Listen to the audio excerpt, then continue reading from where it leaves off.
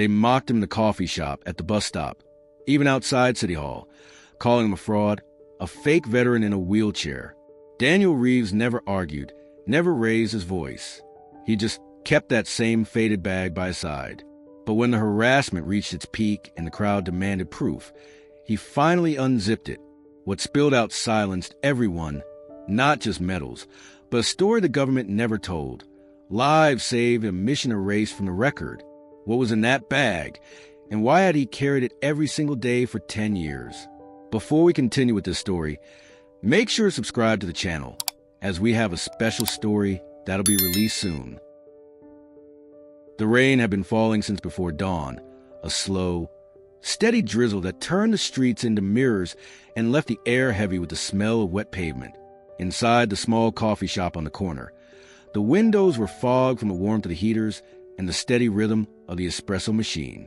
Daniel Reeves maneuvered his wheelchair through the narrow entrance, a well-practiced motion that had become second nature. His jacket, still damp from the rain, clung to his shoulders, and a familiar weight of the faded canvas messenger bag rested on his lap. He adjusted his gloves, nodding politely to the barista who recognized him from his weekly visits. Daniel had been coming here for years, ever since moving to the neighborhood. The staff knew his order by heart: a large black coffee, no sugar, and they also knew why he was often served ahead of others. The shop had a quiet policy for veterans and those with mobility issues, allowing them to bypass the sometimes long and crowded line. It wasn't something Daniel had asked for, but he accepted it with a quiet gratitude. He had learned, long ago, that certain kindnesses were not worth turning away. The bell above the door jingled again, and a trio of younger customers stepped inside, shaking the rain from their coats. They glanced toward the counter and noticed Daniel positioned near the front, waiting for the barista to finish his coffee. Their conversation dropped to a murmur, then rose again in the kind of stage whisper designed to be overheard. "Must be nice," one of them said, eyes fixed on Daniel. "Just roll in and get your coffee before everyone else."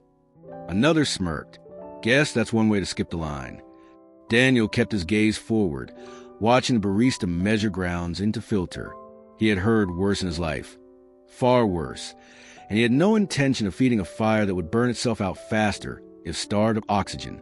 But the third voice was sharper, edged with the kind of impatience that carried more than casual annoyance. "Some of us have been waiting in the rain," the man said. "Don't see why he gets special treatment. Coffee's coffee." The barista's hands paused mid-motion, a flicker of discomfort crossing her face. Daniel could feel the way of the room shift. A couple near the back turned to glance at the group, then at him. Someone at a table in the corner lowered their newspaper. The space between the hiss of the steam wand and the hum of quiet conversation felt thinner, more fragile. Daniel's voice, when he finally spoke, was calm and even.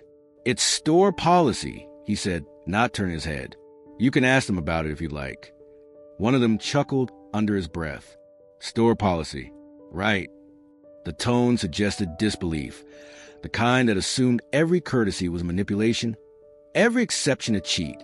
The barista set Daniel's coffee on the counter with a quiet, "Here you go," her eyes meeting his for a brief moment that said more than the words themselves.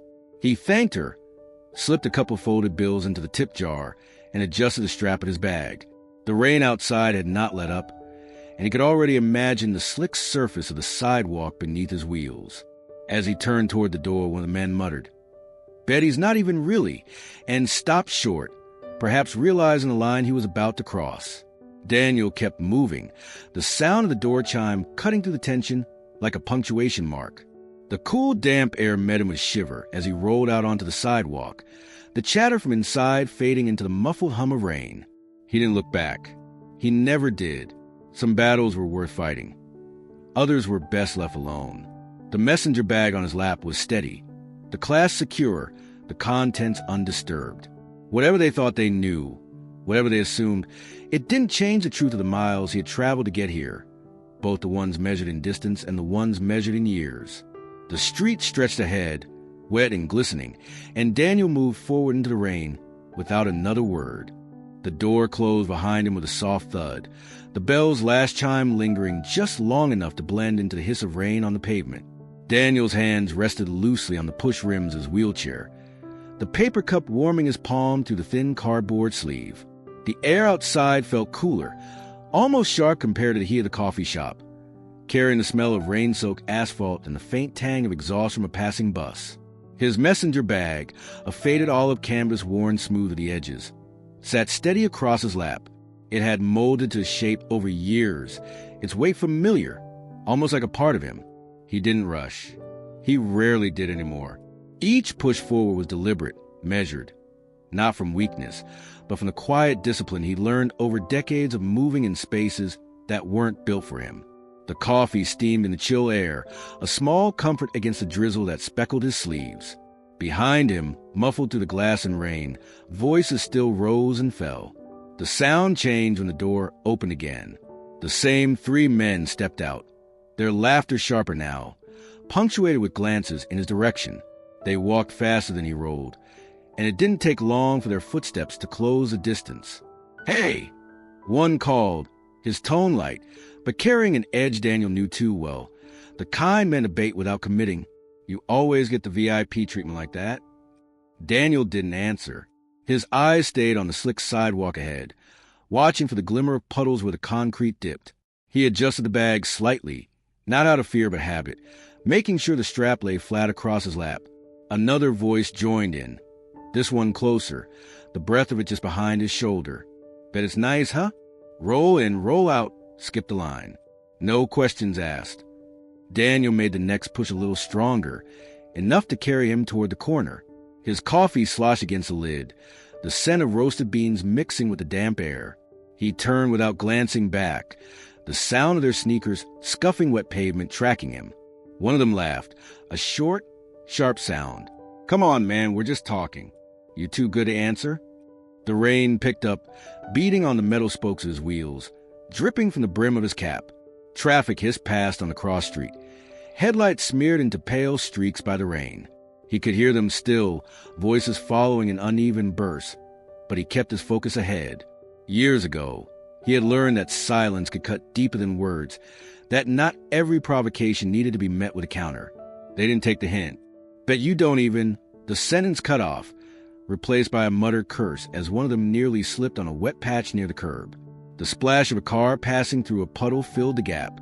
Daniel kept moving, crossing to the next block as the signal changed. Across the street, a woman standing under an awning watched the small procession, one man in a wheelchair moving at an unhurried pace, 3 others trailing, their energy restless and loud. Her gaze lingered on Daniel, and something in her expression shifted as she took in the bag, the posture, the unflinching forward motion. By the time he reached the far corner, the voices had started to fade, their owners losing interest or perhaps deciding the chase wasn't worth the wet shoes. Daniel didn't look back to check.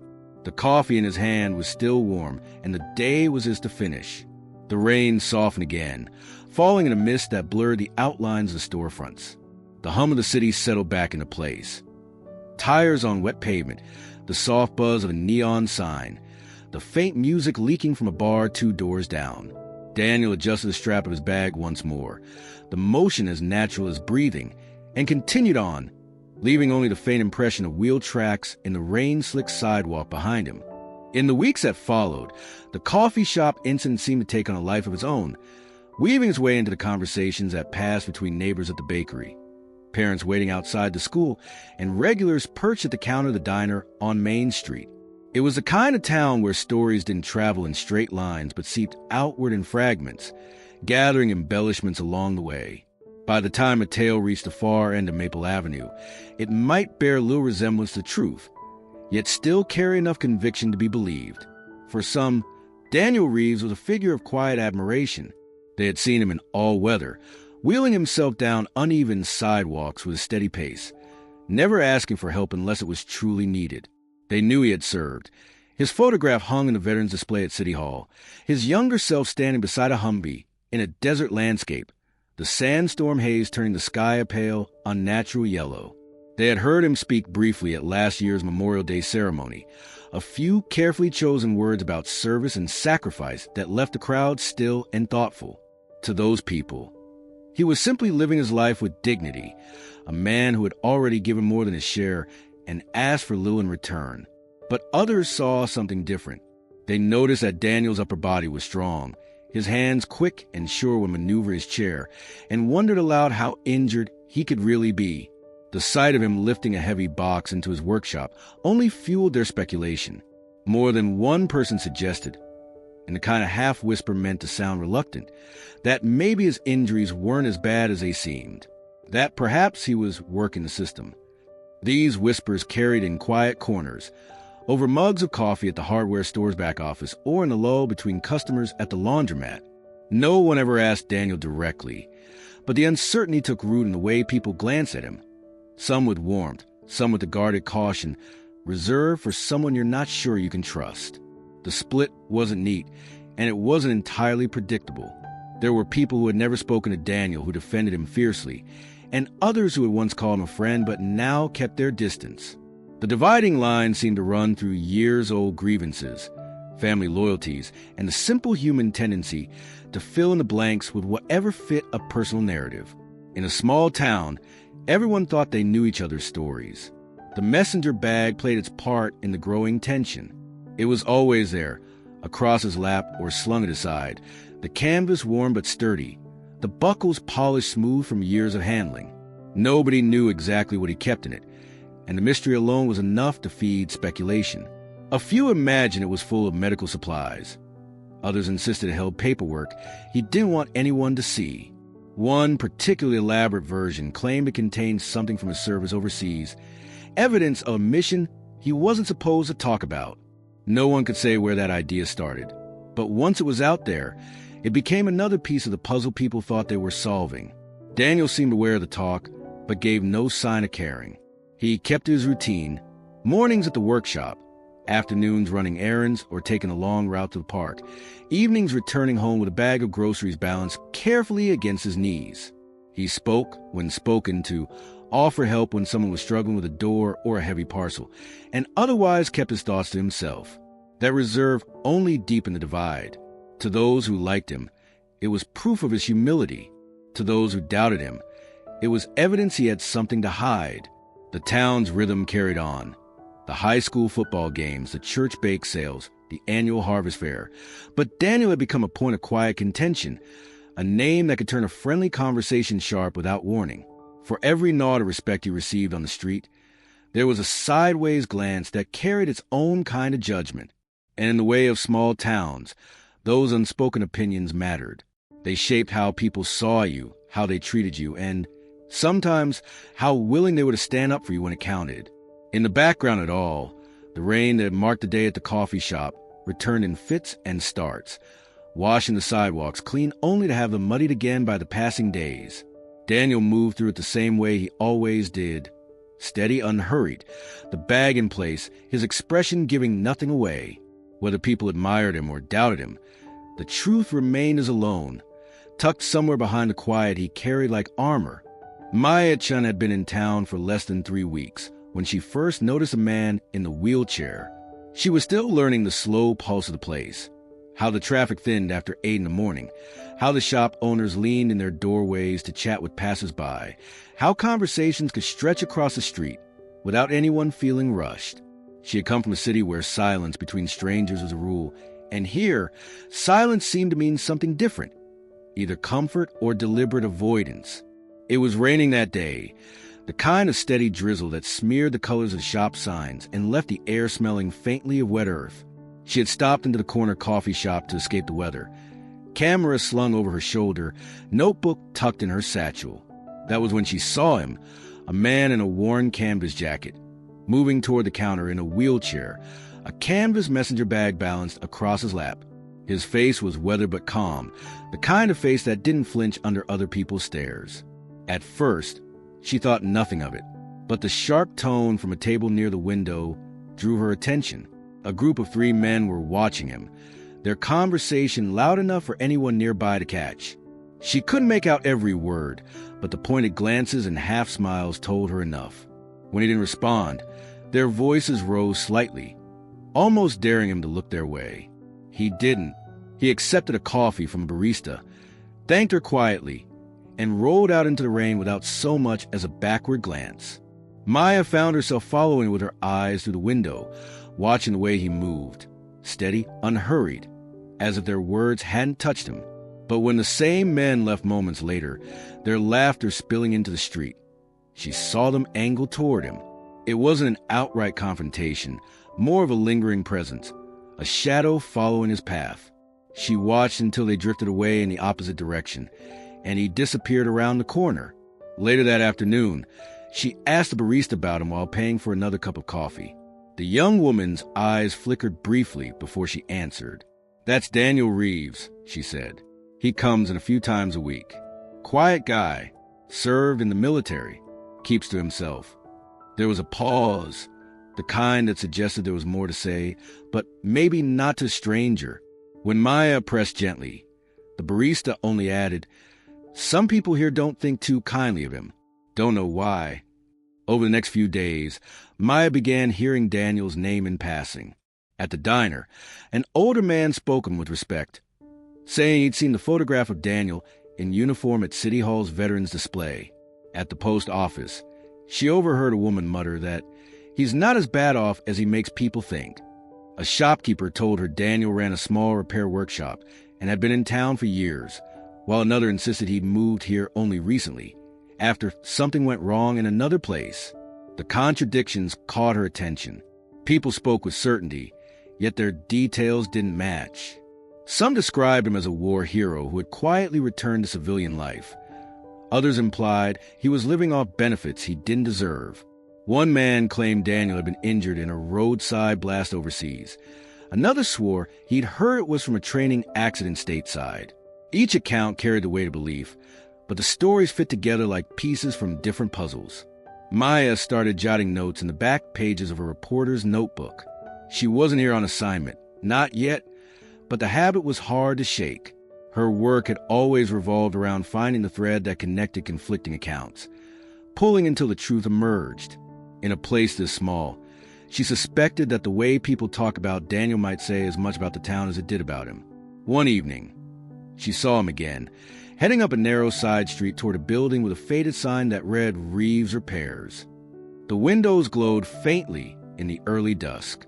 She considered approaching him then, asking outright, but something about his posture, the quiet focus in the way he moved, made her hold back.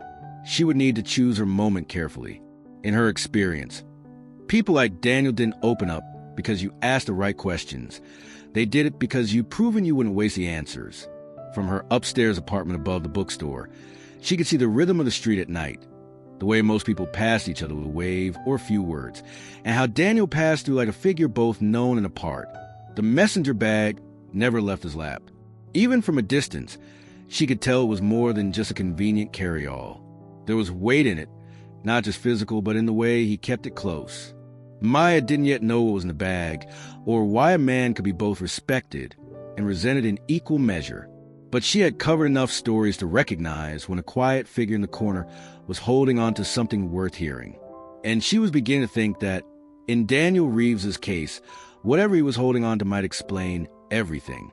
The stairs of Daniel's apartment creaked in a way old always does, each step carrying a faint groan that seemed louder in the stillness of the early evening.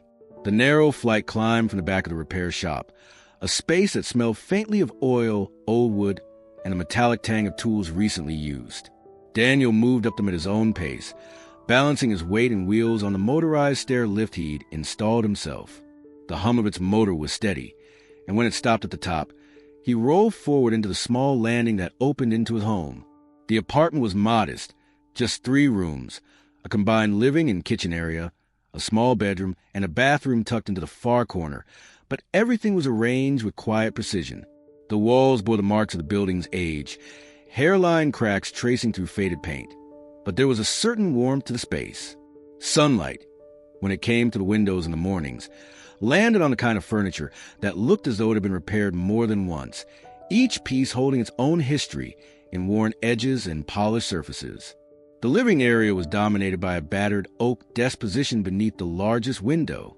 It wasn't a desk for writing, though a notebook sat open on one corner, but a place for tools, screws, and the steady rhythm of fixing the small appliances and odd mechanical pieces that came through the shop below. A bookshelf stood along the opposite wall, its shelves filled with a mix of repair manuals, dog-eared novels, and thick binders that bore the neat labeling of someone who kept his records in order. Between the books were small signs of another life. A folded American flag in a glass case, its surface dusted but polished at the edges. A photograph of a much younger Daniel in desert fatigues, one arm slung around another soldier. A framed commendation that bore the signature of a commanding officer. Military memorabilia was scattered with intention, not displayed for show, but kept close. Above the desk hung a map of a region overseas, its surface marked with faint pencil lines that traced routes and coordinates. Next to it was a smaller map, this one a town, with a few red pins clustered near certain streets. The pins had no explanation, but their placement suggested purpose. In the kitchen corner, the counter was clean, a single mug sitting upside down on a drying rack beside the sink. The refrigerator, when opened, revealed a simple life: milk, eggs, bread, a few containers of leftovers. He didn't cook much beyond necessity.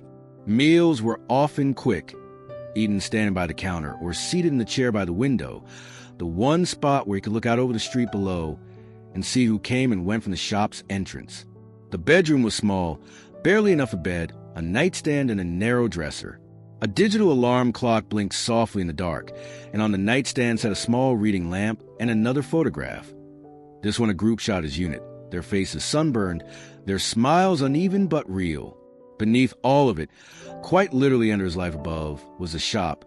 And in the shop, beneath the main workbench, sat a locked trunk. It was heavy, made of dark metal reinforced at the corners, its surface scratched but still strong. The lock was solid, not the kind you could pick with a paperclip, and Daniel kept the key on a ring in his pocket. Customers who came in for repairs sometimes noticed it, their eyes flicking toward the dark shape on the bench, but no one ever asked. Daniel never left it unattended for long. Even when he closed the shop for the evening, he double-checked the lock before heading upstairs. Whatever was inside, he treated it as something more than tools or spare parts. The trunk had the same quiet weight as the messenger bag he kept by his side, not just in its physical heft, but in the way it seemed connected to the careful way he moved through the world. At night, when the street outside went quiet and the hum of passing cars faded, the apartment settled into a calm that was almost absolute. The only sounds came from the old radiator ticking as it cooled, or the faint creak of the floor when Daniel moved from the desk to the kitchen. Sometimes he sat at the window, the messenger bag on the table beside him, his gaze drifting between the maps on the wall and the darkened street below. The trunk remained locked in the shop, unseen but never far from mind, as constant in his life as the worn flag, the service photographs, and the memories he carried without speaking of them. It was the kind of detail people noticed without meaning to, the sort of small-town observation that slipped into conversations the way weather did. No matter where Daniel Reeves went, the bag was there, a faded olive-green messenger bag, the canvas softened with age, the strap worn smooth at the edges. It sat across his lap when he wheeled through the aisles of the grocery store, balanced on his knees as he reached for a loaf of bread or checked the dates on cartons of milk. It rested beside him on the park bench during the warmer months, its buckles catching the sun, while he read a book or simply sat watching the slow movement of clouds. In the repair shop below his apartment, the bag stayed close enough to touch. If he was at the workbench, it sat on a stool within arm's reach. If he was with a customer, it was either strapped to the back of his chair or on the counter beside him. Some of the regulars learned to shift their purchases around it rather than asking him to move it. It seemed as much a part of the shop's landscape as the tools hung neatly on the pegboard or the jars of spare screws sorted by size. People speculated, as they did about everything in town. Some figured it was just habit, the same way certain folks always wore the same cap or carried a particular keychain. Others whispered theories with a little more weight, that it held important papers or medicine or something from his time in the service that he couldn't leave behind. One older man at the diner claimed he'd seen Daniel reach into it and pull out a neatly folded flag once, though no one could say why. A younger neighbor suggested it was probably just tools, the kind he might need in a hurry if something broke while he was out. But the truth was no one knew, and Daniel wasn't the kind to offer an explanation. The bag itself wasn't flashy. It bore no military insignia, no patches or pins, though the style was the same type issued to soldiers for carrying documents and field gear. The hardware, buckles, strap clips, the zipper on the inside compartment was sturdy and well-maintained, suggesting it had been built to last. Even after years of use, there was no frame that hadn't been carefully mended, no loose threads dangling for long. If the strap ever wore too thin, he replaced it without fanfare, as if the idea of discarding the bag entirely wasn't even an option. What drew the most attention, for those who paid close enough to notice, was the way he handled it. Daniel never let it out of his immediate reach. If he had to set it down, his eyes stayed on it. In the park, he rested his hand lightly on the flap while talking to someone beside him. In the grocery store checkout line, he kept it in his lap, the strap wrapped around his arm. At the shop, if he rolled into back room for a part, the bag came with him. It was a constant, as steady as a chair he used to move through the world. There were moments, rare and fleeting, when someone would ask about it. Usually it was a customer making conversation while Daniel tallied up a bill, or a kid curious enough to point and ask. His answer was always the same, a small smile of vague, just things I need, and then the conversation shifted elsewhere. The lack of detail only seemed to deepen the mystery, leaving people to fill in the blanks however they liked. Maya Chun, still new enough to town to see things others had stopped questioning, noticed the bag almost immediately. She had watched him leave the coffee shop that rainy morning, the strap secure across his lap, the buckles fastened tight. In the days that followed, she saw it at the post office, at the grocery store, even when he was sweeping the sidewalk in front of shop. She began to wonder if the bag was less about what was inside and more about what it represented, a piece of something he wasn't ready to set down, or perhaps couldn't. By late autumn, it was simply part of the silhouette. In the same way people recognized him by the steady, deliberate way he moved, they recognized the faded olive green bag. It carried no nameplate, no visible story, but it carried something else, a quiet insistence, a refusal to be separated from whatever it guarded.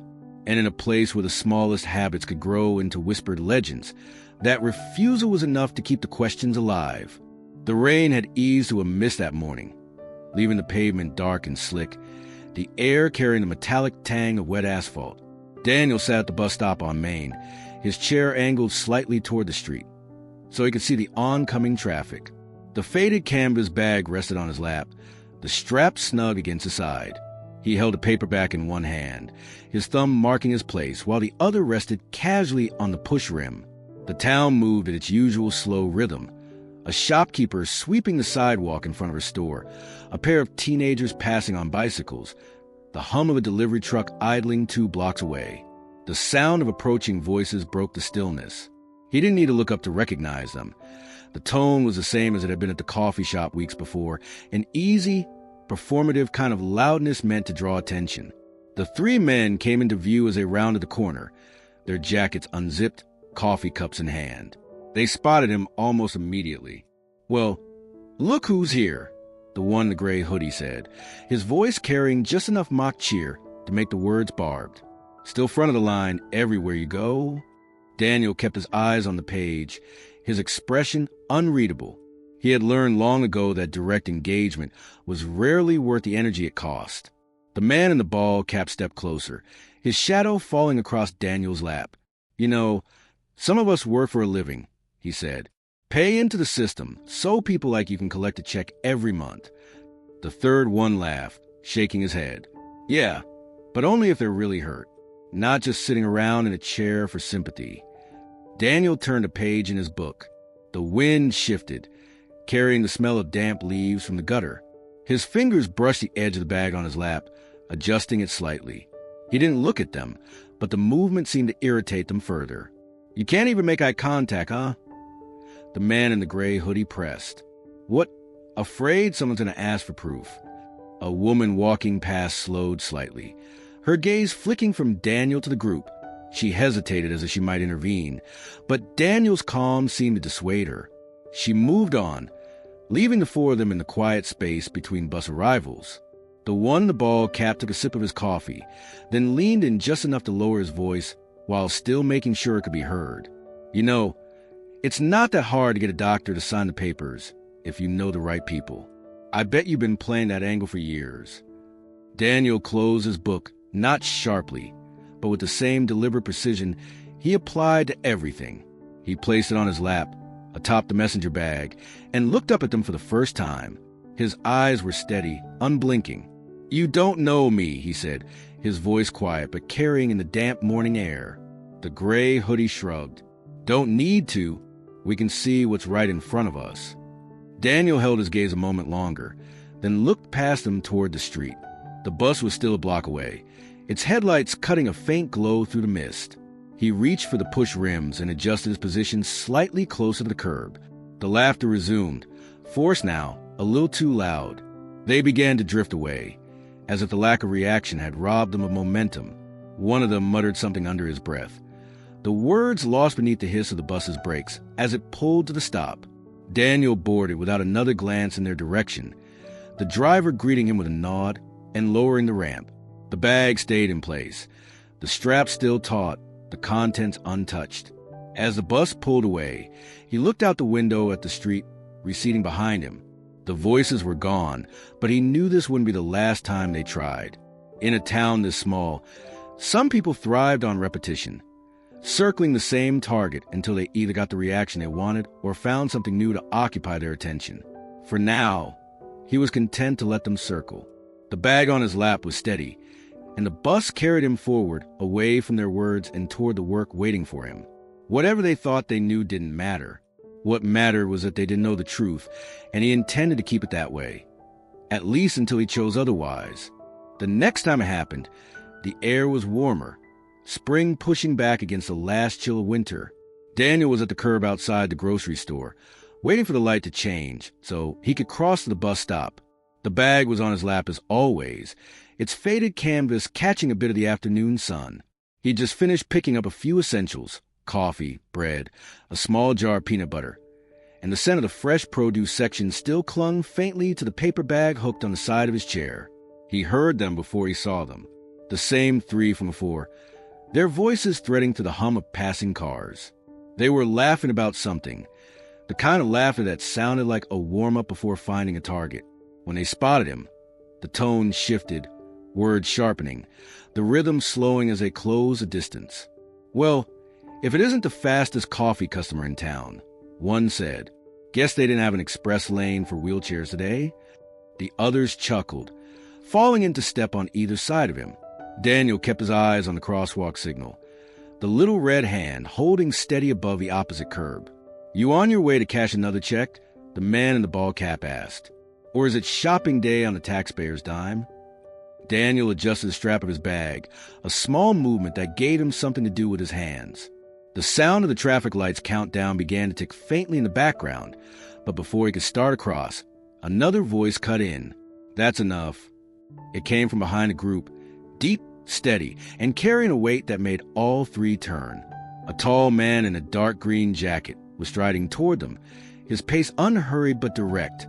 He had the build of someone who'd kept himself in shape long after service, and the kind of presence that drew attention without asking for it. "Who the hell are you?" the one in the gray hoodie asked, his tone dipping toward defensiveness. "Marcus Hale," the man said. He stopped a few feet away, close enough that his shadow edged into their space. "And you have no idea who you're talking to." There was something in the way he said it, not loud, not aggressive, but certain, that stalled whatever comeback they'd been reaching for. His eyes moved from one face to the next, holding each of them for just long enough. "You think you're calling out someone you can push around," Marcus went on. "You're wrong. Dead wrong." The light changed, and the slow walk signal began to flash. Daniel started across, his chair rolling steadily over the painted lines. Marcus moved with him, falling into step at his side. Behind them, the three men lingered a moment longer before their muttered conversation dissolved into the noise of the street. When they reached the far curb, Daniel glanced at Marcus. "Didn't need rescuing," he said evenly. "I know," Marcus replied. "But sometimes it's better to shut them down before they get comfortable." They waited together at the bus stop. Up close, Daniel could see the small details: The creases in Marcus's jacket, where patches had once been sewn, the faint tan line of a ring that was no longer there, the way his stance shifted slightly to keep his weight balanced over an old injury. "You served," Daniel said. It wasn't a question. Marcus nodded. "Different unit, different place. But I've been where you've been." His eyes flicked briefly to the bag on Daniel's lap, then back to his face. "And I know enough to keep my mouth shut about things I haven't earned the right to know." The bus came into view, its brakes hissing as it pulled toward them. Marcus stepped back. "I'll see you around," he said, as if it were a certainty. Daniel wheeled forward onto the ramp, the bag steady under his hands. As the driver secured the straps, he looked out the window. Marcus was still there on the sidewalk, hands in his pockets, watching until the bus pulled away. It had been a long time since someone had stepped in like that, not out of pity but out of respect. The kind that didn't need to be explained. It was late afternoon when Maya spotted Marcus sitting alone at one of the outdoor tables behind the diner. The day was unusually warm for early spring, the kind of weather that coaxed people into lingering outside just to feel the sun on their skin. She had been meaning to talk to him ever since the moment outside the grocery store, when he'd stepped in between Daniel and that group of men. The way he had done it, with quiet certainty, as if he knew exactly who he was defending, had stuck with her. She approached with 2 cups of coffee, placing one in front of him without asking. Marcus looked up, surprised, then offered a small nod of thanks. He was a man who seemed to measure words before using them, his gaze steady, his hands large and scarred in a way that suggested both hard work and harder years. "You know Daniel," she said after a pause. It wasn't phrased as a question. Marcus studied her for a moment before answering. "I know enough." "That's not the same as knowing him," she pressed gently. He gave a faint smile at that, leaning back his chair. "Fair. But with some people, you learn not to dig too hard. You end up finding more than you're ready for." She took a sip of coffee, waiting. Silence didn't bother her. It often worked better than blunt questions. Eventually, he went on. "You've looked into his service record, haven't you?" She hesitated. "A little. There's not much to find. Dates, unit designation, a couple of commendations. Nothing detailed. It's clean." Marcus gave a low chuckle, though there was no humor in it. "That's the thing. Records like that are never clean unless they've been cleaned." She raised an eyebrow. Meaning there are pieces missing on purpose. Whole sections pulled before they ever made it into public archives. Missions that don't officially exist. His eyes drifted toward the street, as if checking who might be in earshot. Daniel was on one of those. Maya leaned forward slightly. "And you know this how?" "I wasn't there," he said. "But I was close enough to hear about it from people who were. Rumors at first, then confirmations that weren't supposed to be shared. You pick up things over the years, if you know how to listen." She thought about the bag, always on his lap, never left behind. Does this have to do with what he carries? Marcus didn't answer right away. He took a slow drink from his coffee, then set it down with deliberate care. "I think so. I can't tell you exactly what's in there, because I've never asked and I wouldn't expect him to tell me. But if I had to guess, it's something tied to that mission, something he's been holding on to, because letting it out would mean trouble. For him, maybe for others too." The breeze picked up, rattling the metal chairs against the concrete patio. Maya considered his words. "You're saying it's classified material?" "I'm saying it could be. Or it could be proof of something that the people in charge decided was better off forgotten. And if that's the case, there's a reason he hasn't turned it over." She studied Marcus's face, looking for any sign that he might be exaggerating. But his expression remained level, the kind of seriousness that didn't need embellishment. "I've been around long enough to know the difference between someone putting on a story and someone carrying a weight," he added quietly. "Daniel's carrying one." The sun dipped lower, casting long shadows across the patio. Maya sat back, her mind already spinning through possibilities. She had come to this town expecting quiet assignments, maybe a few human interest stories. Instead, she had stumbled into something that felt like it had roots far deeper than the sidewalks and storefronts around her. Marcus drained the last of his coffee and stood, resting one hand on the back of the chair. If you're smart, he said, you won't go looking for answers he's not ready to give. But if you're going to, at least know what you're walking into. He left without another word, his figure cutting to the fading light until it disappeared around the corner. Maya remained at the table, her untouched coffee cooling in front of her, the echo of his warning hanging in the warm evening air. She didn't yet know exactly what Daniel Reeves was protecting, but she was starting to understand that whatever it was, the messenger bag wasn't just habit. It was history, consequence, and maybe even danger, carried silently through the streets of a town that thought it knew him. The meeting hall was already half full when Daniel rolled in, the faint squeak of his wheelchair wheels carrying across the wooden floor. Folding chairs had been set in neat rows, most of them occupied by familiar faces from around town, business owners, retirees, parents with restless kids in tow. A few heads turned as he made his way to the back, some nodding in recognition, others glancing briefly before looking away. The rain had stopped an hour earlier, but dampness still clung to the air, and the scent of wet coats and coffee hung in the room. Up front, the council members sat behind a long table, papers neatly stacked, microphones positioned toward them.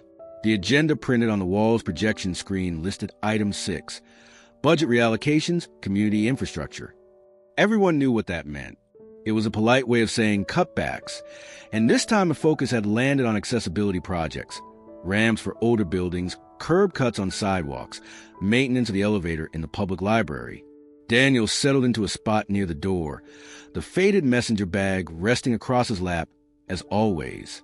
He didn't speak to anyone, just positioned himself where he could see the council table without being in the way.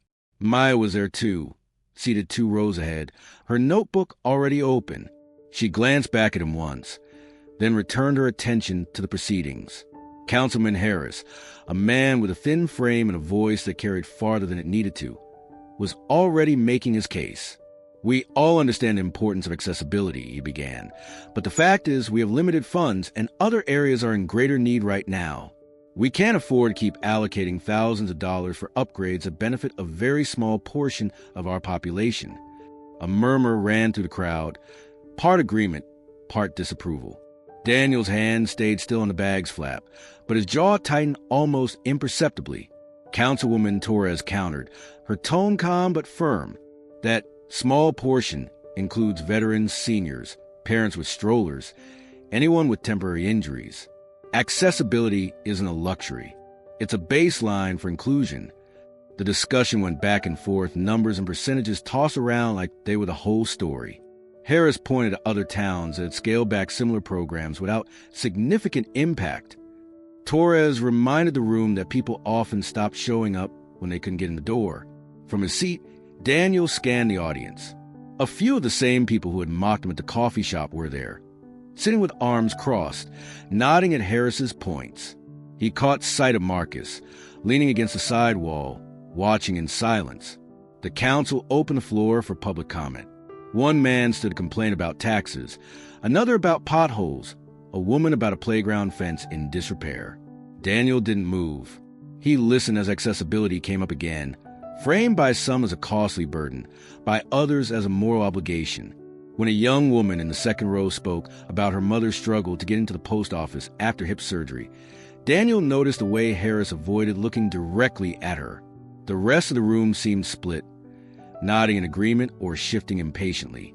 The microphone stood empty for a moment, and the chairwoman asked if anyone else wanted to speak. Daniel's hand moved slightly toward his bag, resting there for a moment before pulling back. He didn't will forward, didn't raise his voice. Instead, he remained where he was, eyes fixed on a council table, as if measuring each person behind it. Maya wrote something quickly in her notebook, glancing back once more. His silence didn't read as disinterest. It carried weight, an unspoken statement that wasn't about be rushed. The debate stretched on another 20 minutes before the council voted to table the decision until the next meeting. Relief and frustration mingled in the room as people stood, chairs scraping against the floor. Daniel stayed seated until the aisle cleared, then rolled out without a word. Outside, the night air was cooler, the earlier rain leaving the streetlights shimmering on wet pavement. He adjusted the strap of his bag and started toward the corner. Across the street, Maya emerged from the hall, her gaze following him briefly before turning away. The council hadn't made its decision yet, but the division was clear. Daniel knew the next meeting would be worse, and he also knew he'd be there again, in the back, bag in hand, saying nothing until the time was right. The air outside the meeting hall was damp and heavy, the streetlights casting pale halos on the slick pavement. People filtered out in small clusters, their voices low, still carrying the residue of the tense budget debate. Daniel moved slowly toward the curb, adjusting the strap of the messenger bag that lay across his lap. The crowd was dispersing, and the night seemed to settle, until a familiar voice cut through the murmur. "Well, if it isn't the town's favorite charity case," someone said from behind him. Daniel didn't turn immediately. He knew the voice. One of the men from the coffee shop incident, flanked by two others, was stepping off the curb toward him. The man's smirk was framed in the dim orange light, his hand shoved into the pockets of a windbreaker. "You always carry that thing around," the man said, nodding toward the bag. "What's in it, huh? Your disability checks? Or maybe the paperwork that says you're more broken than you really are." Daniel kept his eyes forward, wheels squeaking faintly as he moved. The sidewalk was narrow, forcing him close to the street. The men followed, the sound of their sneakers slapping wet concrete. "Hey, I'm talking to you." The voice sharpened. A step quickened behind him. Before Daniel could clear the corner, a hand shot out, grabbing for the strap of the bag. It happened in less than a second. Daniel's right hand clamped down on the strap, his left will locking in place with a sudden push. His body shifted forward, the movement fluid and precise, pulling the aggressor's arm off balance. With a swift pivot of his wheelchair, he twisted the man's wrist just enough to force him to let go. The man stumbled backward into the puddled gutter with a startled curse. For a moment, the street went still. A couple leaving the hall stopped mid-conversation, eyes fixed on the scene. Marcus Hale, standing by his truck across the street, took a single step forward, watching with the unmistakable recognition of someone who knew exactly what he'd just seen. "You!" The man began, but his voice faltered. He cradled his wrist, glancing between Daniel and his friends. Daniel didn't raise his voice. "Don't touch my bag," he said, the tone even but carrying an edge that needed no volume to be heard. One of the other men shifted uncomfortably. The earlier swagger had drained from the group, replaced by a wary uncertainty. They'd expected a slow reaction, maybe an awkward retreat. What they'd gotten instead was something sharp and practiced, the kind of movement that didn't come from reflex alone, but from training. Daniel turned his chair slightly toward the open street, breaking the eye contact. "Go home," he added, still calm, still unhurried. The first man muttered something under his breath, but he didn't step forward again. The trio backed away, their retreat disguised as casual, but their eyes didn't leave him until they were halfway down the block. Daniel adjusted the strap of his bag again, the motion deliberate, then started toward the intersection. Conversations resumed behind him, but there was a new tone now, low, questioning, some of it tinged with surprise. Maya had been standing under the awning of a nearby shop, half hidden in shadow. She closed her notebook and slipped it into her coat pocket, her expression unreadable as she watched him disappear into the misty stretch of street ahead. By the time Daniel reached the next block, the sound of footsteps behind him had faded. He didn't look back. The only sign anything had happened at all was a faint ripple in the crowd's mood, a recognition that the man in the wheelchair wasn't quite what they'd assumed. And though Daniel gave no outward sign, his grip on the bag was just a fraction tighter than before. The rain had thinned to a mist by the time the commotion outside the council hall began to fade. People were still scattered along the sidewalk, their voices low, glances cast over shoulders as they moved away. Daniel adjusted the strap of his messenger bag, the fabric damp against his forearm. The earlier confrontation had ended quickly, but not without a ripple through the small crowd, a shift in how they looked at him, a slight hesitation that hadn't been there before. Maya had been leaning in the shadow of a brick column across the street, pretending to study something on her phone while keeping her eyes on him. The second she'd seen the aggressor's hand reach for the bag, she'd taken half a step forward, unsure whether she needed to intervene or simply watch. But the speed with which Daniel reacted had stopped her in place. It was clean, efficient, controlled. Not the scrambling defense of someone caught off guard, but the precise, measured movement of a man who knew exactly how to end a threat before it escalated. As the men retreated, muttering to themselves, Daniel's hand settled back on the bag strap. The motion caused the front flap, already worn and frayed at the edges, to lift slightly. It was quick, almost imperceptible, but from where Maya stood, the moment stretched. She caught sight of something inside, just enough to plant a seed of curiosity she knew wouldn't go away. It was a folded flag, the kind she'd seen presented to families at military funerals, crisp corners, the blue field dotted with white stars. The fabric looked aged but perfectly kept, as if it had been folded that way for years without ever being disturbed. Next to it, partly obscured by the strap, was a small metal case, dark, smooth, with unfamiliar etchings along the edges. It didn't look like standard issue gear, and it didn't resemble any metal or decoration she could recall. It was too plain to be ornamental, yet too deliberate to be random storage. Maya's fingers tightened around her phone. A flag could be sentimental, a keepsake, but a metal case like that, especially carried everywhere, suggested purpose.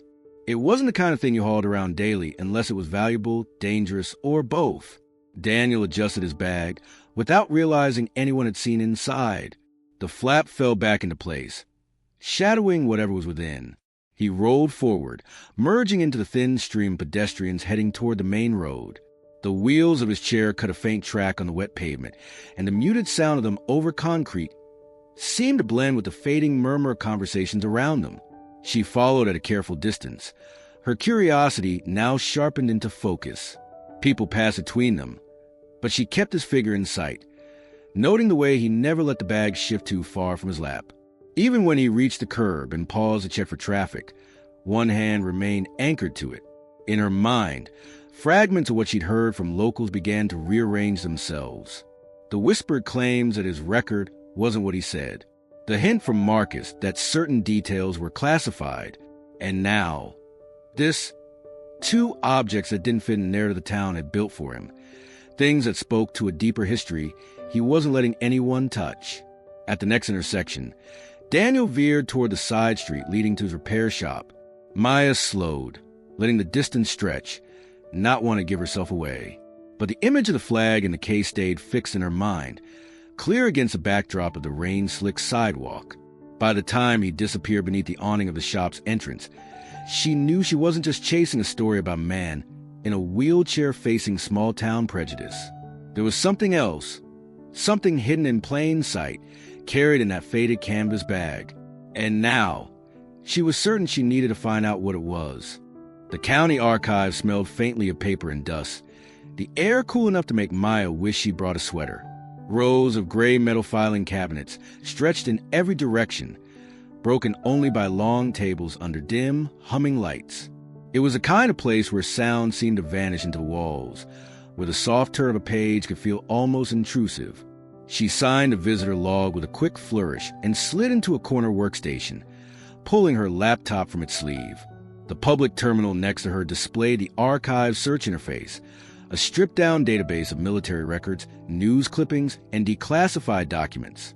She'd used similar systems before in other towns, and she knew that if Daniel's service history was as tightly controlled as Marcus suggested, this would be a matter of patience and persistence. Her first searches came back sparse. Enlistment records from over 2 decades ago, standard notations of rank changes, commendations that sounded impressive but vague.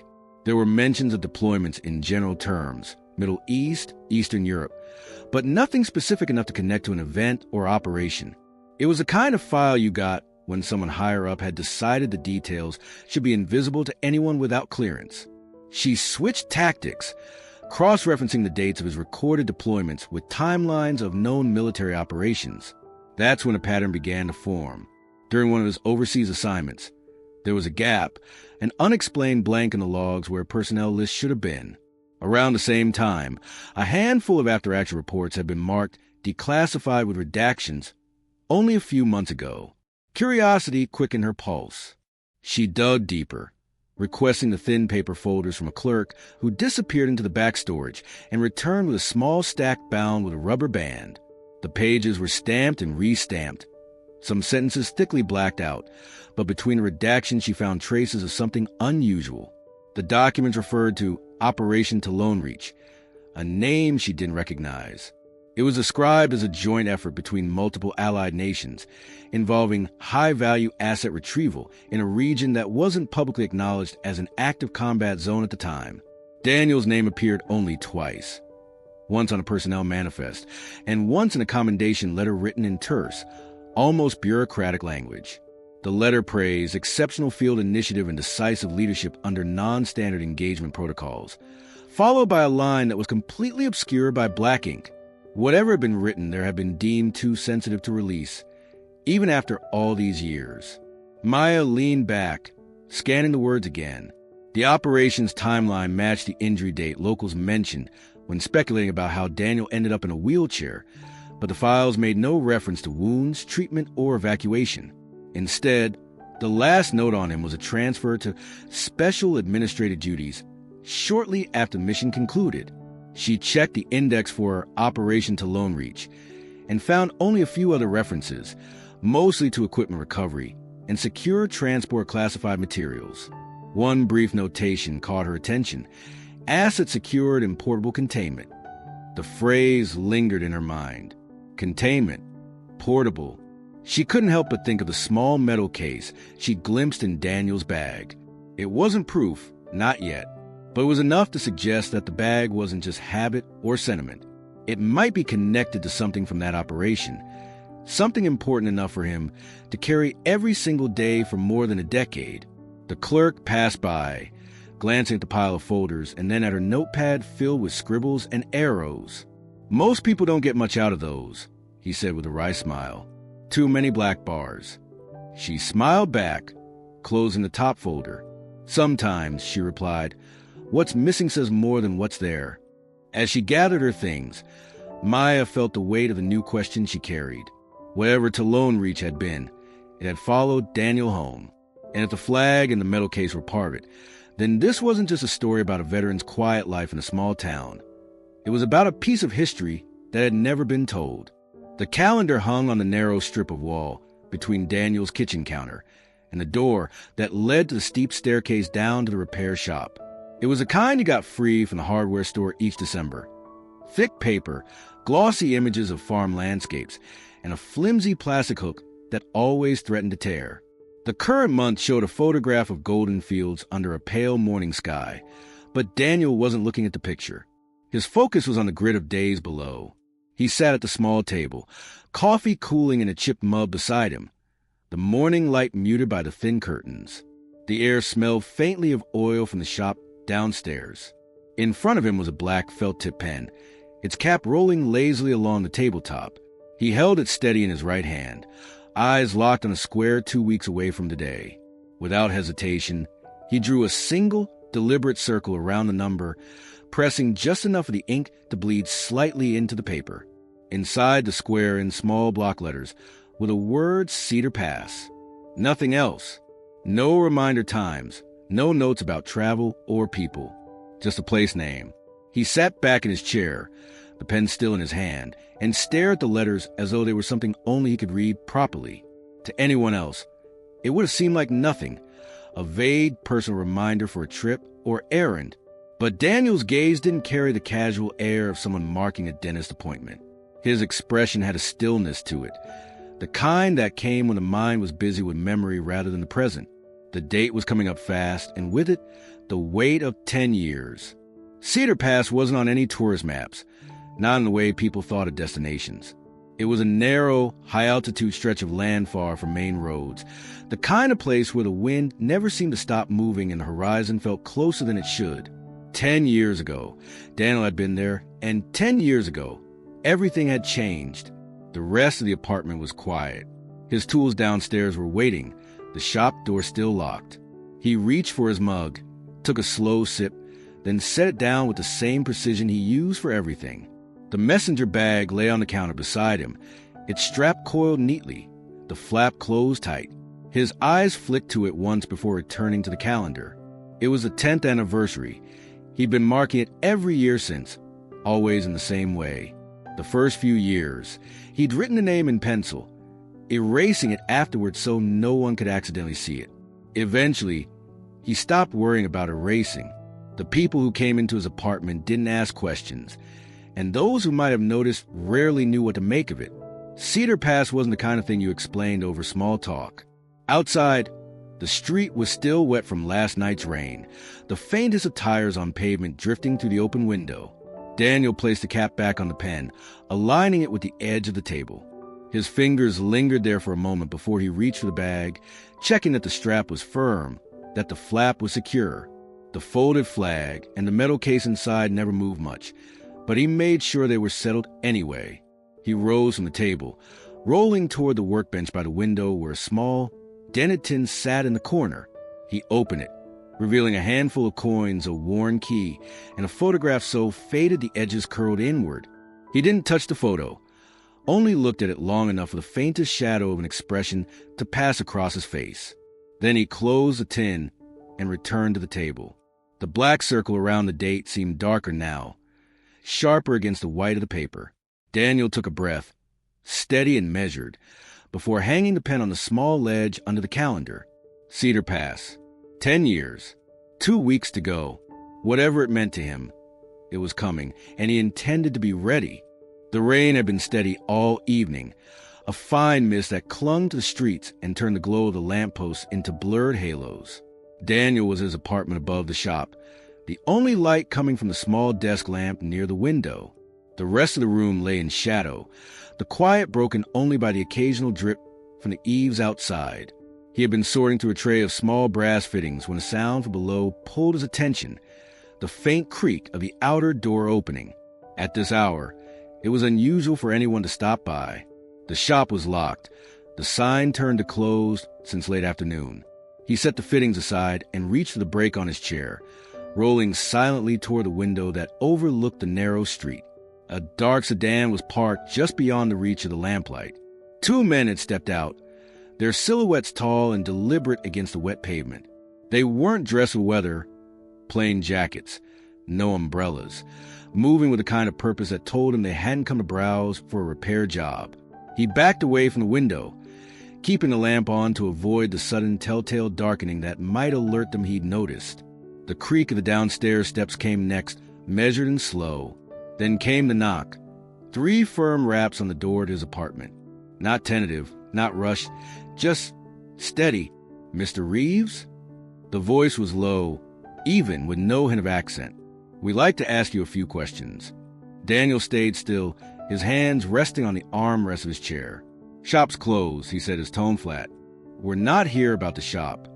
A pause, then the second voice, softer but no less insistent. "It's about something you carry. The bag." He felt the muscles in his jaw tighten. His eyes flicked toward where the messenger bag sat on the table. The strap coiled neatly as always. He didn't move toward it. "Not interested," he said, his voice carrying no trace of invitation. "We're not here to cause trouble," the first man continued. "We just need to verify." Daniel cut him off. "You need to leave." Another pause. He could hear them shifting outside the door, the faint squeak of a wet shoe against the wood floor of the landing. The softer-voiced man tried again, this time with an edge that hadn't been there before. "We think you have something that belongs to the United States government." Daniel rolled forward just enough to reach the doorframe. The old brass lock gleamed faintly in the lamplight. He slid the deadbolt into place with a slow, deliberate click.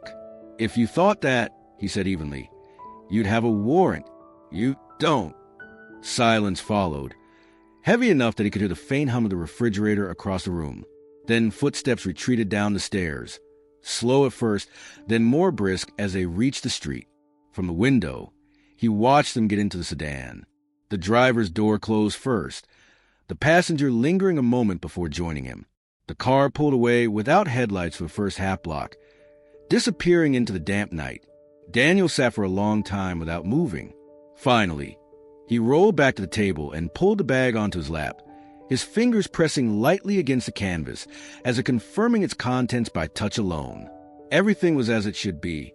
Still, he kept it on his lap for the rest of the night, the lamp burning until well past midnight, The rain outside a steady curtain against the glass. The morning after the late-night visitors, the air in the apartment felt heavier than usual. Daniel had slept only in short intervals, the messenger bag resting against the side of his bed like a sentry. By the time the first gray light filtered through blinds, he was already at the workbench downstairs, running his hands over a dismantled carburetor without much focus. The clang of the front door chime startled him. It was early, too early for customers. He rolled out from behind the counter, but the door was already swinging shut. Whoever had entered was gone, leaving only the faint scent of damp air and the sound of rainwater dripping from the eaves. On the workbench, beside the carburetor, lay a folded piece of paper, weighted down by a small hex bolt to keep it from blowing away. Daniel picked it up, the paper soft from the humidity. The handwriting was neat, deliberate, written in dark blue ink. It began without a greeting. The words arranged in tight, controlled lines. Asterisk. You don't know me well, but I've been watching the way people talk about you. I think you know that the story being told isn't the full one. Before someone else tells it their way, maybe even twists it, you should consider telling it yourself. Asterisk.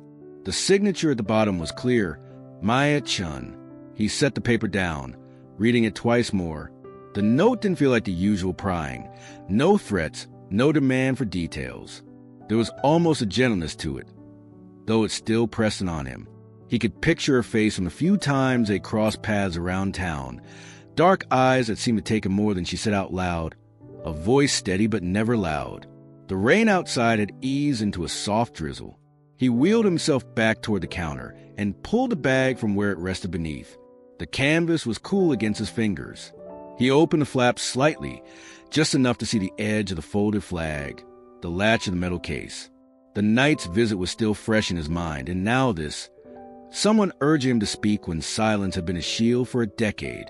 He closed the bag again and let it rest on his lap. The quiet in the shop seemed to deepen. Outside, a single car passed, tires hissing against the wet pavement.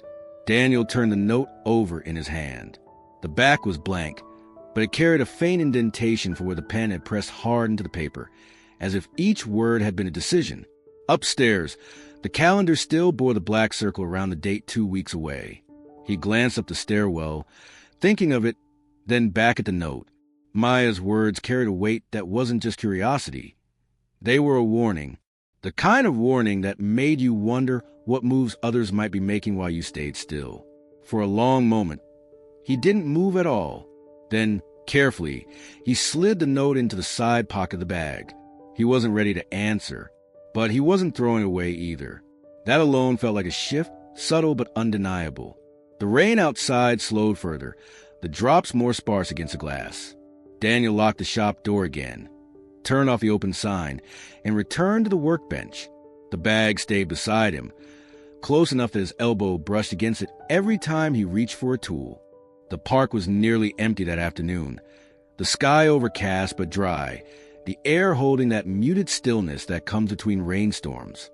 Daniel arrived early, maneuvering his chair along the cracked asphalt path toward a bench tucked beneath an old sycamore.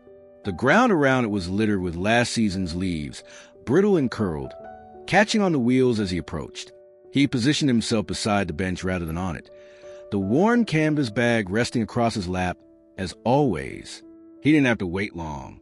Maya appeared from the far side of the path, a notebook in one hand, a small travel mug in the other. She walked with an unhurried pace, scanning the park as she came, her gaze settling on him without surprise. When she reached the bench, she sat not too close, but close enough that they didn't have to raise their voices. "I appreciate you agreeing to this," she began, her tone calm, almost conversational.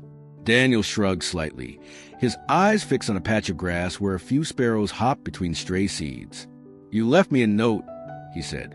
"Figured ignoring it wouldn't stop you from asking again." She gave the faintest smile. "You're right about that." There was no notebook on her lap now, no pen poised for quick scribbles. She rested her hands on the travel mug, keeping her posture open, almost casual. "I'm not here to push you into saying anything you don't want to, but I think people are filling in the blanks about you with whatever suits them. That's not always harmless." Daniel was quiet for a moment, The faint hum of traffic from a distant street mingled with the rustle of the sycamore leaves overhead. "People will think what they want," he said finally. "Maybe," she replied. "But sometimes the truth is the only thing that makes the noise stop." He didn't answer right away. Instead, he adjusted the bag slightly, the strap creaking under his hand. "I served in the Army for 20 years, he said at last. "Long enough to see more than I wanted to. Iraq, Afghanistan. A few places they don't put in the official list."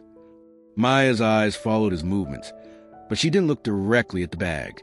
"Were those the places tied to Cedar Pass?" she asked carefully. Daniel's gaze shifted toward her, unreadable. "Cedar Pass wasn't overseas," he said. "Not in the way you're thinking. It was here, on home soil. Different kind of mission, different kind of risk." She leaned slightly forward, not pressing but showing interest. "What happened there?" His fingers tightened slightly on the strap of the bag, then loosened again. "We were sent in because no one else could handle it. That's all I'll say about the operation itself. The rest is still not for public record, and probably never will be." There was a pause. A dog barked faintly in the distance. Maya didn't fill the silence with more questions. Instead, she let him continue on his own terms. "People see the chair and think it's the worst thing that came out of those years," Daniel went on. "It's not. The worst thing is knowing some people I served with never came home, and that the few who did, we carry things we can't unload, not in words." Maya studied him for a moment. "And the bag?" she asked softly. Daniel's eyes lowered to the canvas flap. He adjusted it so it sat squarely across his lap. "The bag's mine," he said, his tone final but not sharp. "That's all anyone needs to know right now." Maya didn't push. She just nodded once, the way someone might when they understood a door wasn't going to open that day. The wind shifted, bringing the scent of damp earth from the far end of the park. Daniel glanced toward the path, as if measuring the distance back to the street. "Thanks for meeting me," she said, rising slowly from a bench. Daniel gave a short nod in return, his hands settling once more on the bag. As she walked away, he stayed where he was for a while, listening to the leaves rustle overhead, the steady rhythm of the chair's wheels silent for the moment. Whatever he'd said, it was only a sliver of the whole. The rest remained where it had been for 10 years, locked away, close enough to touch, but never yet shown. The morning began with the metallic hiss of the workshop's roll-up door, resisting its climb. Daniel had been expecting the familiar scrape of metal on metal, but the sound that followed was sharper, wetter, a faint tackiness as the door rose halfway and stopped. He pushed his chair forward, the canvas bag balanced across his lap, and the full view of the damage came into sight. Across the width of the dented steel, in jagged red letters that dripped unevenly onto the concrete, someone had scrawled a single word: fake.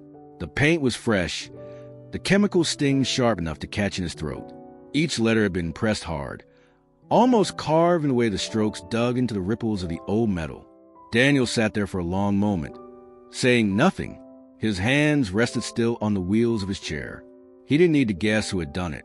The same voices that had followed him from the coffee shop, to the bus stop, to the council meeting, the same narrow eyes watching from across sidewalks, had now found another way to speak without using their mouths. The sound of footsteps on wet pavement broke his stillness. Across the street, a neighbor, Mrs. Ellery, stood with her arms folded over a light sweater. Her face held that complicated mix of concern and hesitation, as though she wasn't sure she should cross the road or pretend she hadn't seen. In the end, she didn't either, just called over, "Daniel, do you want to ring someone?" He shook his head. "No, thank you." His voice carried just enough to reach her, steady but low. It wasn't long before someone else noticed. 2 patrol cars arrived within 20 minutes, the flashing lights casting pale red streaks over the painted insult. The officers, both younger than Daniel by at least 15 years, stood with clipboards and polite but detached expressions. They took photographs, asked if he'd seen anyone, jotted down his answer when he said no. One of them, the taller of the two, leaned slightly to the side, peering past Daniel toward the inside of the shop. "We'll file this, but with no witnesses. Hard to say what will come of it," he said. His tone was practiced, the kind used when the words themselves wouldn't fix anything. Daniel simply nodded. He'd heard versions of that tone before, in far more dangerous places. He knew it meant the matter would be recorded, but not necessarily resolved. By the time the officers left, a few more people had gathered along the sidewalk. Passers-by slowed by curiosity, neighbors lingering on the pretense of checking mail or sweeping their steps. Their eyes moved from a painted word to Daniel and back again. Some faces showed sympathy, others indifference, and a few held that quiet, satisfied smugness that needed no explanation. Marcus Hale appeared near noon, stepping out his truck with his jaw tight. He walked straight to the door, staring at the letters for a long second before looking at Daniel. "You want to cover it up?" he asked. "Not yet," Daniel replied. Marcus frowned. "Leaving it there tells him they got to you." Daniel's gaze didn't waver from the word. "Leaving it there tells me who's willing to stand by it." The two men stood in silence for a while, the midday traffic humming faintly in the background. By late afternoon, Maya arrived. She said nothing at first, just stood beside Daniel, her eyes moving slowly over the damage. "This is more than harassment now," she said finally. "It was always more," Daniel answered. Her glance slid briefly to the messenger bag. "And you're still not thinking of telling them why they're wrong?" He met her eyes, the corner of his mouth tightening in something not quite a smile. Truth doesn't matter to people who've already decided what's real. As the sun lowered, the paint began to dull, but the word itself remained as sharp as when it had been sprayed. Daniel locked the shop at night, the bag still resting against his leg, and wheeled himself toward the stairwell to his apartment. The letters on the door caught the last of the light, a reminder that the tension was no longer just whispers. It stepped out into the open, and things that stepped into the open rarely stopped there. Maya found Marcus in the back corner of a small diner off Main Street, his truck parked crookedly in the gravel lot outside. The place smelled of fried onions and strong coffee, and a low hum of conversation, mixed with the clink of utensils against plates. He was sitting with his back to the wall, a habit she'd already noticed about him, his broad shoulders filling the corner booth. A mug of coffee sat in front of him, barely touched, steam curling slowly into the air. She slid into the seat opposite him without asking, her notebook left in her bag this time. He watched her for a moment, as though deciding whether to speak at all, before leaning back and letting out a slow breath. "You're still asking questions about Daniel," he said, not so much as a challenge, but as a statement of fact. "I am," she admitted. "I think there's more to him than anyone here knows. And you seem to know some of it." Marcus's eyes shifted briefly to the window, watching a pair of teenagers walk past in the drizzle outside. When he spoke again, his voice was lower, edged with something heavier than caution. "I served under him," he said, "years ago, long before the chair, long before this town." She didn't interrupt, letting him find his own pace. "It was in the eastern provinces of Afghanistan," he went on. "Our convoy got hit just outside a village we'd been told was safe. Intel was wrong. We were boxing before we even knew what was happening." He paused, his gaze focused somewhere far beyond the table. Bullets coming from both ridges, dust so thick you couldn't see 10 feet ahead, and the comms useless. We were outnumbered, outgunned, and cut off. Maya studied him carefully. "And Daniel," Marcus let out a faint, humorless chuckle. "Daniel was the one who got us out. Calm as if he'd rehearsed it 100 times. He moved like the chaos didn't touch him. Took control without barking orders. Just made you want to follow him. We lost people that day, but without him, we'd have lost everyone." He shifted in his seat, as if the memory pressed too close. "And the bag." He stopped, his fingers drumming once against the coffee mug. That same faded messenger bag was strapped across him the whole time. Never left his side, not for a second. Even when we were dragging the wounded to cover, even when the vehicle caught fire, he had one hand on that strap. "What was in it?" Maya asked quietly. "I never asked," Marcus said, his tone flat. "Some things you don't question. You just know they matter. Whatever's in there, it was worth risking his life for." They sat in silence for a moment, the sound of rain starting to tap against the diner's windows. "Why tell me this?" she asked finally. Marcus looked at her then, his eyes sharp but not unfriendly. "Because you're not like the others here. You're not looking to tear him down, But you need to understand, if you keep digging, you might find something you can't write about. Not because it's classified, but because it's his. And that man has earned the right to keep a few things to himself. Maya nodded slowly. She could see he was holding back details, not out of distrust toward her, but out of respect for Daniel. Still, the image of a younger Daniel in the middle of an ambush, clutching that same messenger bag, settled heavily in her mind. Marcus pushed his coffee aside, untouched. Whatever's in there, it didn't just survive that day. It survived a lot of days. And it's not for the rest of us to decide when it stops. When Maya left the diner, the rain had grown steadier, blurring the lights along the street. She walked slowly, turning Marcus's words over in her head. The bag wasn't just a habit or a keepsake. It was part of a story that had started long before the paint on the workshop door or the whispers in this town. And if Daniel had carried it through gunfire and firestorms, it was clear he was about to let go of it now. The morning of the memorial was overcast, the kind of muted gray sky that seemed to pull the color out of everything it touched. The small town square had been transformed for the occasion. Rows of folding chairs set out in front of the war memorial. The bronze statue of soldiers standing watch over a list of names engraved in black stone. A crowd had gathered, a mix of veterans in uniform jackets, families clutching folded programs, and townsfolk who had known the man being honored only in passing. Daniel arrived early, wheeling himself down the sloping sidewalk toward the front. The bag was across his lap, as always, the faded canvas darkened by the damp air. A few attendees glanced at him as he approached, their eyes sliding from the wheelchair to the bag and back again. No one spoke, but their curiosity was visible, flickering in brief whispers and sidelong glances. He positioned himself near the front, not in the center but off to the side, close enough to hear every word of the ceremony without being in the direct line of photographs. From his seat, he could see the honor guard assembling, their rifles polished, their boots striking the ground in perfect unison. The smell of wet grass and the faint trace of gun oil hung in the air. As the crowd settled, the master of ceremonies stepped to the podium, his voice steady but weighted. He spoke of service, sacrifice, and the man whose name had been added to the memorial stone.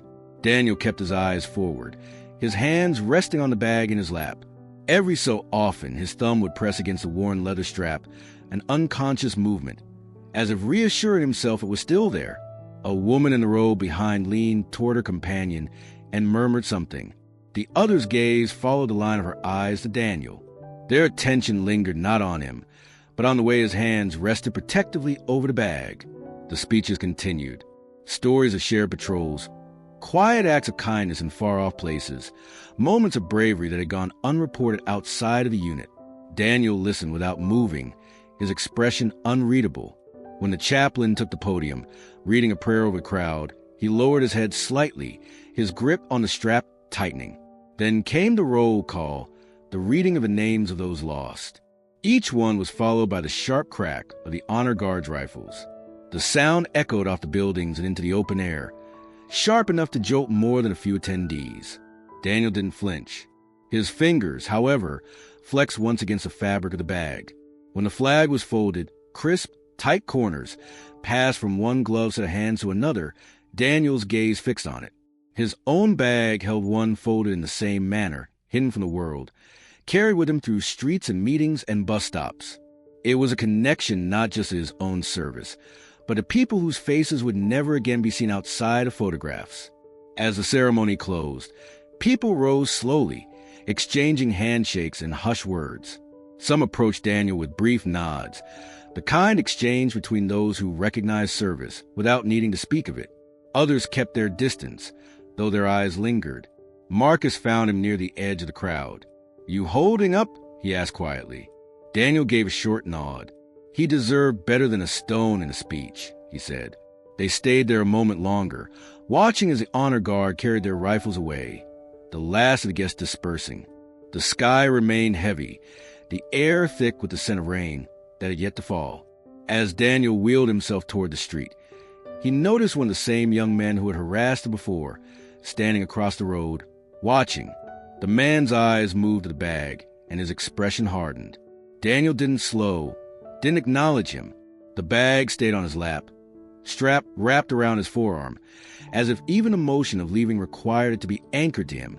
By the time he reached the corner, the crowd had thinned to almost nothing. The statue behind him stood silent, its bronze face turned eternally toward a horizon only it could see. Daniel moved on, the bag still close, the weight of the day pressing against his chest as much as the damp air pressing against his skin.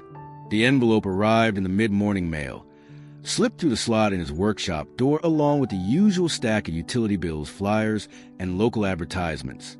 It was the only one without a printed return address. The paper heavier, thicker than standard stationery. Daniel noticed it immediately when he rolled toward the door to collect the pile from the floor. Its cream-colored surface bore only his full name, typed in sharp, clean letters, and the faint impression of an official seal pressed into the upper left corner. No stamp, no postmark. Whoever delivered it hadn't come through the postal service. He set the other mail aside and held the envelope in his lap for a long moment before opening it. The weight of it was not just physical. It carried the unspoken history of years he'd worked hard to keep folded away. With a slow, deliberate motion, he slid a finger under the flap and broke the seal. The paper inside was a single sheet, folded neatly, the kind of formal correspondence that dispensed with unnecessary words. He read it once, quickly, his eyes scanning from top to bottom. Then he read it again, slower, the phrases settling like unwelcome guests who intended to stay. It was signed by a name he recognized, an old liaison from his active duty years, and beneath the signature was a single line typed in bold. Your presence is required. No explanation, no option to refuse. The date and location were listed without embellishment, but they were enough to twist something deep in his chest. He had been expecting, in some corner of his mind, that a day like this might come, but the thought had always remained far off, hypothetical. Now it was marked in ink, a point on the calendar he could neither avoid nor ignore. Daniel placed the letter on his workbench and sat back in his chair. His eyes drifted to the bag resting on the stool beside him, as if the envelope and its contents had already drawn it into the conversation. His hand moved toward the strap without conscious thought, curling around it with familiarity of muscle memory. He had carried that bag through deserts, across oceans, down streets lined with faces both friendly and hostile. Inside it, the past remained sealed away as surely as the envelope had been, until now. The sound of footsteps on the sidewalk outside pulled him from his thoughts. Through the front window, he saw Marcus pause by the door, peering in with a casual nod. Daniel didn't wave him in. He wasn't ready to share this. The letter wasn't conversation. It was a summons, and summoning had its own weight, its own gravity. When the workshop was quiet again, Daniel reached for his calendar. The date in the letter was less than 3 weeks away. He drew a thin circle around it, smaller than the one he'd made for Cedar Pass earlier that month, but heavier in its implications. 3 weeks to prepare, to decide what to take, what to leave, and what to finally confront. For the rest of the day, he worked in near silence, the hum of tools and the scent of machine oil filling the space. Every so often, his eyes would flick toward the bag, measuring its place and plan forming quietly in his mind. The messenger bag had been ready for years, packed, repacked, its contents unchanged. The only thing that had changed was him. And now, perhaps, the clock was running out on whatever choice he thought he still had. As evening settled and the light through the window shifted to a dim gold, he placed the letter back inside its envelope and slid it under the bag's flap. The gesture felt both symbolic and practical. Whatever this was leading to, the bag would be with him, as it always had been. The day had begun with routine, coffee, repairs, quiet hours, but now there was a shadow stretching across the weeks ahead, marked by a date he could not erase. Daniel locked the workshop for the night, the envelope hidden in plain sight beneath the canvas. The air outside had cooled, the streetlights flickering on one by one as he wheeled toward the narrow staircase that led to his apartment. He didn't look back at the shop window. The day's work was done, but the letter had changed everything. Even in the stillness of the empty street, he could feel the shift, the slow, inevitable pull toward whatever waited at the end of those 3 weeks. Maya sat at her kitchen table long after the sun had gone down, her laptop casting a cold light across the clutter of papers, old newspaper clippings, and half-empty coffee mugs that had taken over the surface. The search had been going in circles for weeks, Each new lead on Cedar Pass, branching into dead ends or vague military jargon that revealed nothing concrete. But tonight, she had pushed past a paywall on an obscure archival site, and for the first time, she was staring at something solid. It was a report dated exactly 10 years ago, stamped with the red block letters declassified, partial. The document was thin, barely 5 pages. But every line hummed with the kind of sterile understatement that tried to flatten tragedy into logistics. It described a military operation in a remote mountainous region overseas, officially labeled as a strategic reconnaissance. The details shifted in tone halfway through, noting unexpected civilian presence and a change in mission parameters to include evacuation under hostile conditions. There were references to difficult terrain, inclement weather, and prolonged exposure to enemy fire. But what caught her attention most was a casualty section. 5 civilians dead, 9 rescued. No names given, only numbers. She leaned back in her chair, her mind already parsing what wasn't there. For an event this significant, the omission of names, both military and civilian, was deliberate, and yet buried in the appendix. She found a single handwritten notation scanned into the file. Field Unit 7, additional personnel unlisted. It was followed by initials she didn't recognize, and then, almost smudged into illegibility, the words non-combatant assistance. Maya cross-referenced the date and location with archived news coverage from the time. Most mainstream outlets had reported a small-scale military engagement in the area, but one local foreign paper described it differently, calling it a nighttime rescue of stranded villagers caught between opposing forces. It mentioned a helicopter landing in near-zero visibility, and civilians being let out through a mountain pass before the storm worsened. That pass had a name in the local dialect. When translated, it came out to Cedar Pass. She scrolled further down and found a grainy black and white image, clearly taken from a distance. Figures moved across a snow-laden ridge, some helping others along. One man, broad-shouldered despite the winter gear, was pushing what looked like a stretcher mounted on a sled. Even in the poor quality of the photo, Maya felt her breath catch. She had seen that posture before, head slightly lowered, shoulders set forward against resistance. She thought of Daniel, pushing his chair up the ramp to his workshop on windy days, that same deliberate steadiness in his movements. Digging into veteran service records yielded no mention of his name connected to Field Unit 7 or Cedar Pass. She searched under aliases, nicknames, even variations of spelling. Nothing. It was as if he had been erased from the official narrative. Yet other fragments emerged.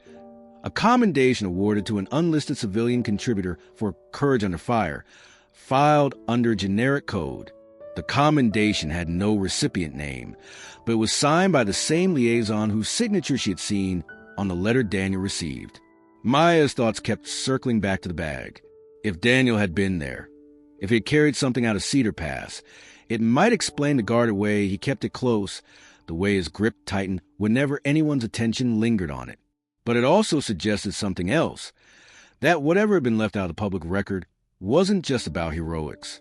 The gaps in the story felt intentional, protective in a way that hinted at secrets more dangerous than mere oversight. She closed the laptop and stared at the wall for a moment, weighing her next move. She could confront Daniel now, but she doubted he would speak openly, especially if this operation had left out names for a reason. Instead, she decided to keep building the picture, piece by piece, until the omissions became undeniable. If the official version of Cedar Pass had been stripped down to numbers and vague phrases, she would have to find the missing names herself. And if one of those names was Daniel Reeves, then his silence was not just habit, it was survival. The rain had started again outside, soft against the glass. Maya took a slow sip of cold coffee, her mind still sifting through every line of the report. Cedar Pass had not been a simple rescue.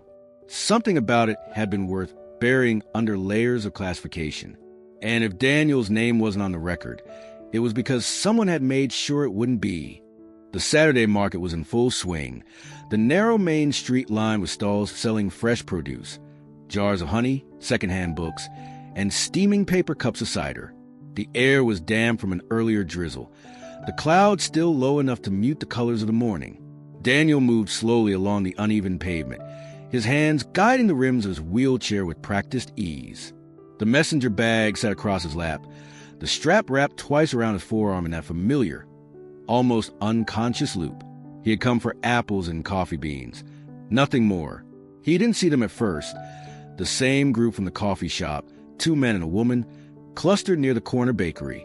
But they saw him, and the sudden nudge of an elbow broke whatever casual rhythm they'd been pretending to have. The tallest one stepped forward, his voice carrying over the low hum of the crowd. "There he is, the town's biggest hero," he called. The word hero sharpened into something closer to mockery. Heads turned, curious. Daniel didn't stop, didn't look up, just continued toward the fruit stand. The bag shifted slightly as he adjusted his posture, his eyes fixed ahead. But they followed. "Hey," the shorter man added, quickening his pace to get in front of him. "Got your medals on you today? Or do you just keep those for when you need to impress someone?" The woman pulled out her phone, angling it toward Daniel as she walked backward in front of him. "Smile for the camera. Let's see if you can tell us exactly what you did to earn those benefits you're taking from the rest of us." People nearby slowed their steps.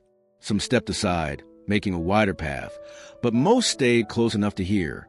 The tension in the air shifted, like the first pressure drop before a storm.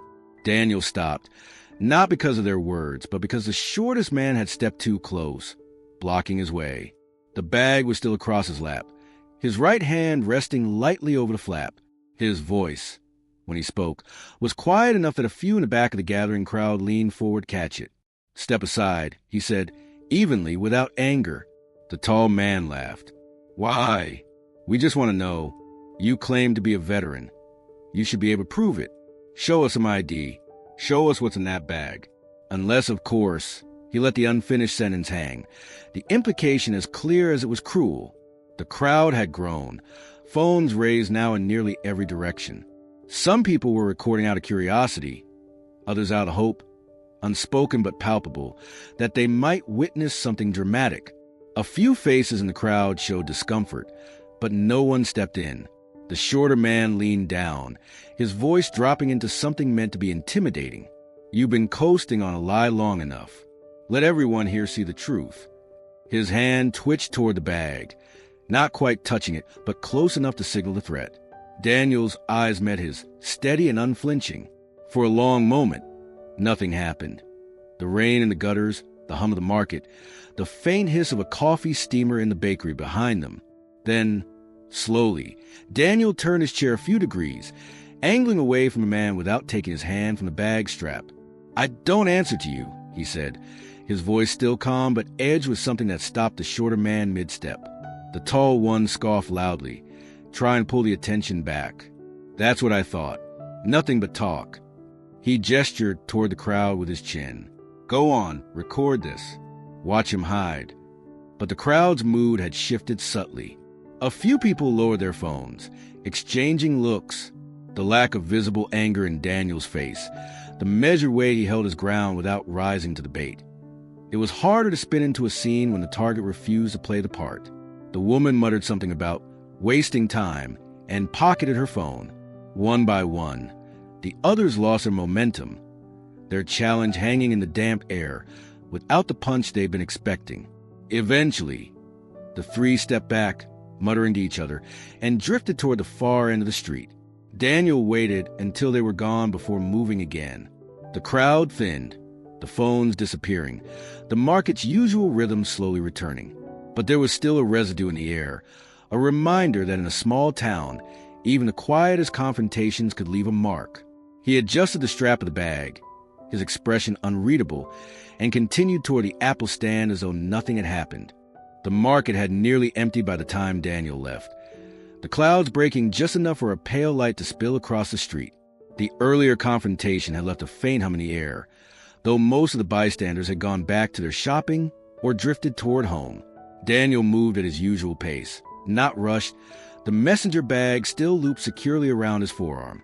The wheels of his chair clicked softly over the uneven sidewalk, the sound almost blending with the drip of water from the awnings overhead.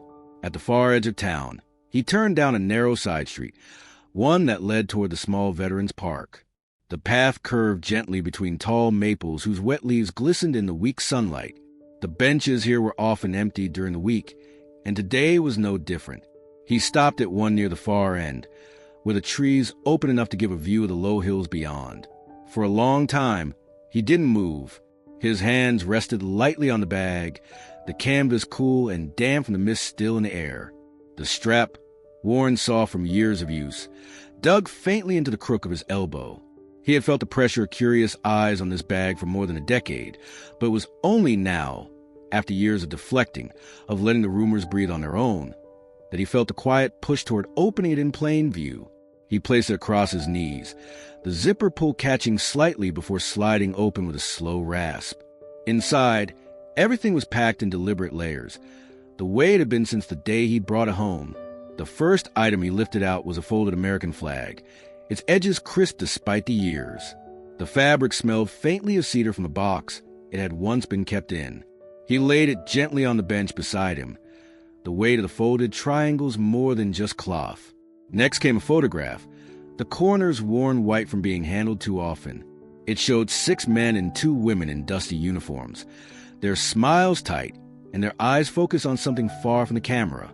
The background was nothing but rock and sky, a place most people would never see. He stared at it for a moment before setting it next to the flag. Beneath the photo was a small metal case, its surface scratched and dull from years of travel. The latch clicked softly when he opened it, revealing a row of neatly packed medals, each in its own fitted slot. Some were familiar to anyone with even passing knowledge of military service. Others, less so, carried symbols not often shown outside certain rooms. He didn't touch them, just let the case sit open on his lap, the colors and ribbons catching what little sunlight there was. From the bottom of the bag, he pulled a weathered leather-bound notebook. Its cover was marked with faint impressions where something heavy had once rested on it, and the edges of the pages were darkened by dust and time. A length of thin cord held it shut. He untied it slowly, revealing page after page of tight, slanted handwriting. Some entries were just dates and coordinates. Others were full accounts, operations, names, fragments of conversations that still lived sharp in his mind. The last item he removed was a small cloth pouch, tied at the top with a frayed string. When he loosened it, a few brass shell casings slid into his palm, each one engraved with a set of numbers. He turned them over slowly, the cool metal pressing into his skin, before placing them back into the pouch. The bench now held the pieces of a life most people in this town knew nothing about, arranged in careful rows. None of it was loud or dramatic. There was no fanfare, no crowd to witness it. Only the sound of the wind shifting the trees and the faint murmur of traffic from the main road. Daniel sat there for a long time, his hands resting on the open bag, the past laid out in front of him like a quiet, unbroken truth. The air in the park seemed to hold still as Daniel reached deeper into the messenger bag, his hand brushing past the worn fabric of the notebook and the edge of the metal case. His fingers closed around something cool and solid, the familiar weight instantly recognizable even after all these years. He drew it out slowly, letting the light catch on the polished surface. The Medal of Honor gleamed despite the scratches on its edges, the pale blue ribbon still intact though slightly faded. It had been presented to him in a ceremony few remembered, the photographs locked away in archives. To most who saw it now, it was just another decoration, but to Daniel it was a symbol of the day everything changed. He placed it on the bench beside the folded flag, the 2 objects catching the weak sunlight in different ways, one bright and reflective, the other solemn and still. The flag's tightly pressed corners hadn't shifted since the day he'd folded it himself, hands trembling as he worked in silence.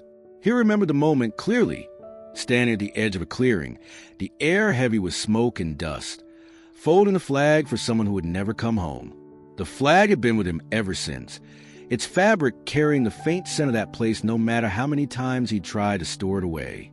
From the very bottom of the bag, beneath a layer of brown paper that had kept it hidden for years, Daniel pulled a long, narrow tube wrapped in oilcloth. The cloth unrolled with a faint crackle, revealing a weathered map, its edges frayed and brittle. He spread it carefully across his lap, the paper resisting the movement as though it hadn't been unfolded in years. Faint pencil lines crisscrossed the terrain, with handwritten notes in the margins, altitudes, hazards, and coded abbreviations only someone who had been there could understand. In the center, circled in heavy graphite, was a set of coordinates labeled Cedar Pass. The map was older than the mission it had come to define. It had been issued before the operation, marked and remarked during their approach. The creases deepened by every time it had been refolded in the field. Daniel traced a finger along one of the ridgelines, the memory of the climb vivid in his mind. The strain in his legs, the taste of dust in his mouth, the sound of distant gunfire echoing between the rocks. Cedar Pass had not been the plan. It had been the only option when the extraction point became impossible to reach. He remembered the civilians they'd found there. Families who had been hiding for days without water, their faces pale with exhaustion, their movements sluggish from hunger. The coordinates had marked not just a point on a map, but the place where survival tilted in their favor. He had led them through the narrow pass at night. Every sound amplified in the darkness, the weight of each step pressing into his muscles. Some had been carried. Others had been steadied by a hand on their back. Every one of them had made it through alive. The official report had spoken in vague terms: aided evacuation, guided movement through difficult terrain, but had omitted the names of those who had taken the lead and had left out the fact that the decision to use Cedar Pass had been Daniel's alone. To those who knew him, the absence of recognition was deliberate. To Daniel, it was simply how things had always been done. The people he'd saved knew the truth. That was enough. Or at least it had been for a long time. Now, with the metal glinting beside the folded flag and the map stretched across his knees, the pieces fit together in a way that left little room for speculation. These were not trophies. They were evidence. Proof that his service had been more than rumor, more than the whispers traded in coffee shops and at bus stops. He sat back in his chair, the damp air settling around him, and studied the three objects as if seeing them together for the first time. The sound of the town felt far away. A car door closed somewhere in the distance. Leaves stirred faintly overhead. Daniel gathered the items back into the bag with the same care he'd used to place them on the bench. The metal wrapped in its ribbon, the flag folded into its perfect triangle, the map rolled tightly in the oilcloth. When the zipper closed again, the weight of the bag on his lap felt unchanged, yet heavier all the same. He knew what these items meant. He also knew that showing them was not the same as explaining them. That part, if it came, would have to wait. The crowd that had gathered was still lingering, their voices a low murmur in the park as Daniel adjusted the bag on his lap. Maya sat on the bench beside him, her gaze steady but without pressure. The metal, the folded flag, and the map had quieted the most vocal skeptics, but questions still hung in the air like fog over a field. Daniel's eyes drifted to the map again, the thin pencil lines marking the narrow route through Cedar Pass. His fingers pressed against the worn paper, and for a moment he seemed far away, tracing paths in his mind that no one else could see. When he finally spoke, his voice carried the measured cadence of someone accustomed to choosing words carefully. He said the operation had never been intended to be public. It had been classified before they even stepped into the transport. The briefing so stripped of detail that most of the team had pieced the reality together only after the first contact with local guides. The objective had been clear enough: secure the location, locate civilians, extract them before enemy patrols closed in, but the specifics were known only to a few. He had been one of those few. The civilians they'd found were not ordinary refugees, he explained, though that word had been the only label used in official documentation. Among them were children whose identities carried a dangerous weight. Children whose parents had been outspoken dissidents, journalists, or individuals tied to diplomatic channels the enemy wanted silenced. Their capture would have been not just a tactical advantage for the opposition, but a symbolic one. The adults with them were caretakers, family members, and a handful of others caught in the wrong place at the wrong time. Every single name, every single face, had been recorded by Daniel in his own notes, but not a single one had appeared in the after-action report. He looked out across the park, watching two kids play near the swings, their laughter cutting to the distant hum of traffic. Protecting those names, he said, had been the point.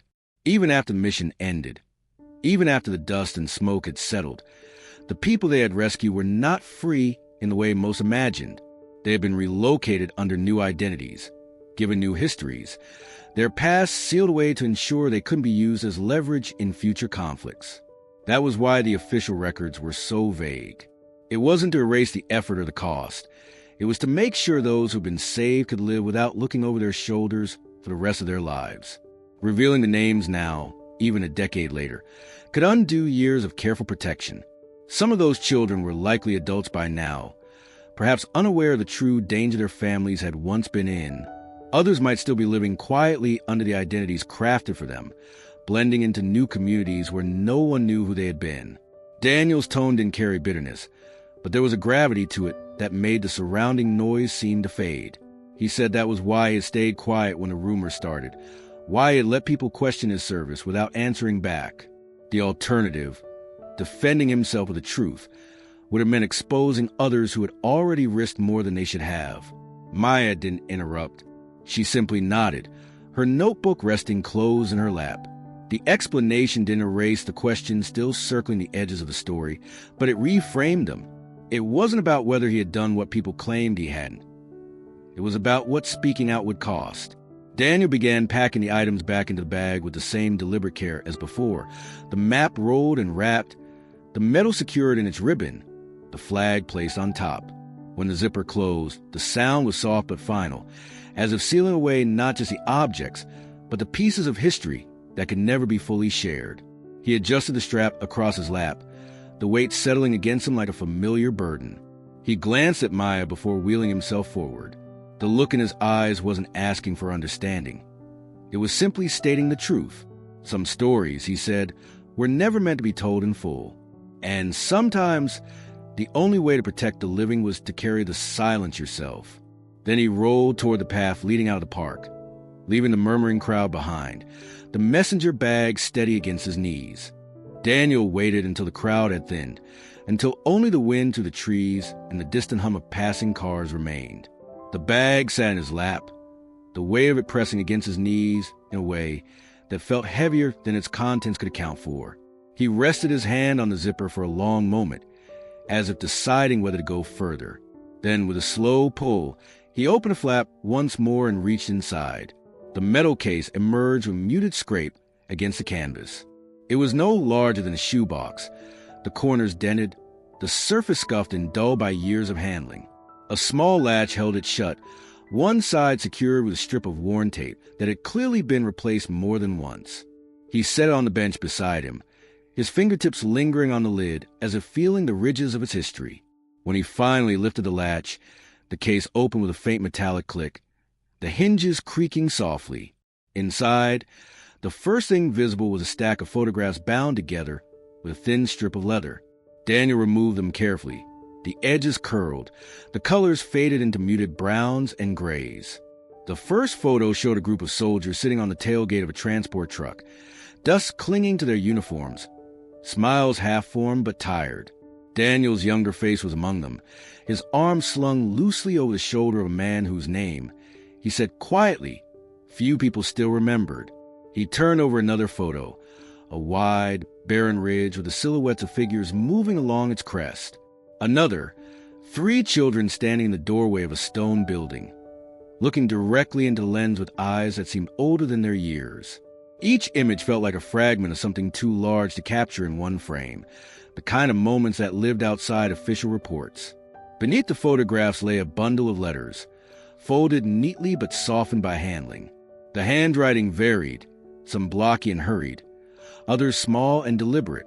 Daniel explained that many of them were the last words of the soldiers he'd served with, written in tents or under makeshift cover during rare, quiet moments. Some were addressed to wives, others to parents, siblings, or children they'd never meet. He hadn't been able to deliver them all. Some families had moved, others had declined to receive reminders of what they'd lost. The letters had stayed with him, kept safe in the case, as if waiting for the right moment that had never arrived. At the very bottom, under the letters, lay a collection of dog tags. The metal was cold in his palm, the stamped letters catching faintly in the light.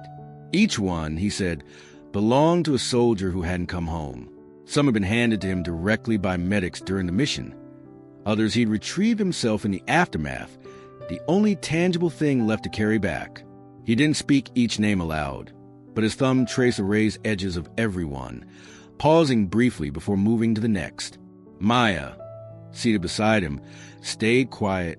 She didn't write anything down. Her gaze was steady, but she didn't reach for the case or its contents. She seemed to understand that what she was seeing wasn't meant to be handled casually. Daniel returned each item to the case in reverse order. The dog tags first, then the letters, then the photographs, arranging them with the same careful precision a soldier might use to pack gear before a mission.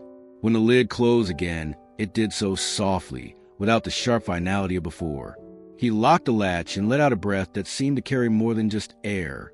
He said the case had traveled with him from one posting to another, from the dust of overseas deployments to the quiet of his workshop above the street. It had been under his bunk, in his locker, beneath his desk, always close enough to reach if needed. The bag was just a way to keep it with him now, to make sure it never strayed too far. As the evening light began to fade, Daniel placed the case back in the bag and zipped it shut.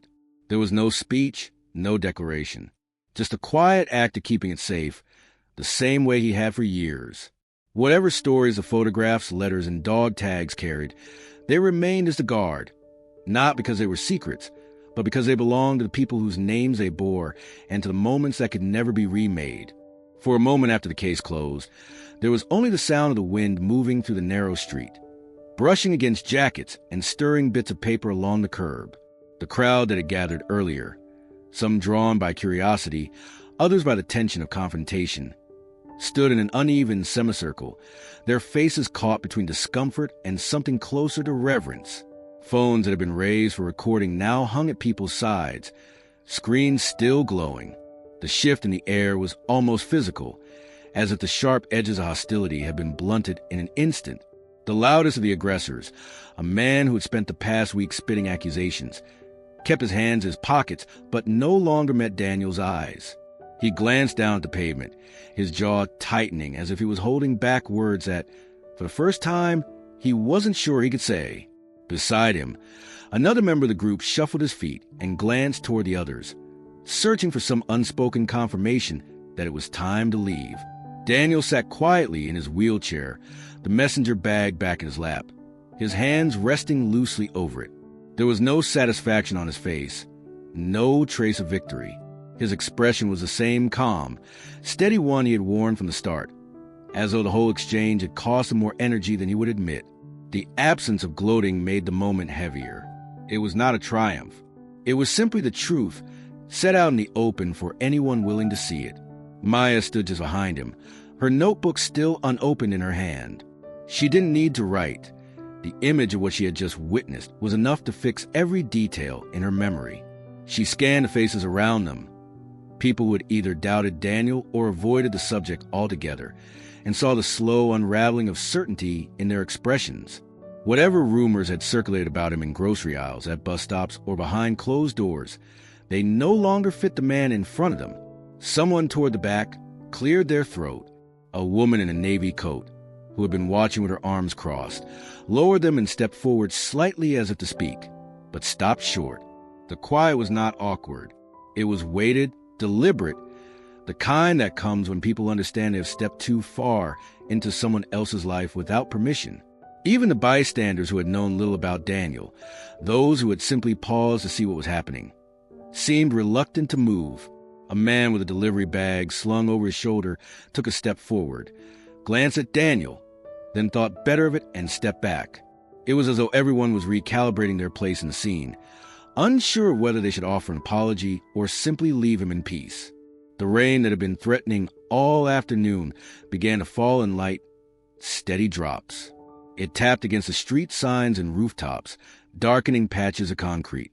Daniel adjusted his position slightly, turning his chair so that he faced the direction of his workshop. He didn't address the crowd or ask for anything. The silence seemed to suit him. When the first of the aggressors finally turned to leave, the rest followed. Their retreat was slow, unhurried, almost reluctant, as though they feared drawing more attention to themselves by leaving too quickly. Some slipped away down side streets. Others crossed the road and disappeared into the dimming light. A few people lingered. A pair of older men who had known Daniel before his injury, a teenager who had once asked him about a model plane in the workshop window. They stayed a respectful distance back, not speaking. simply watching as he wheeled himself toward home.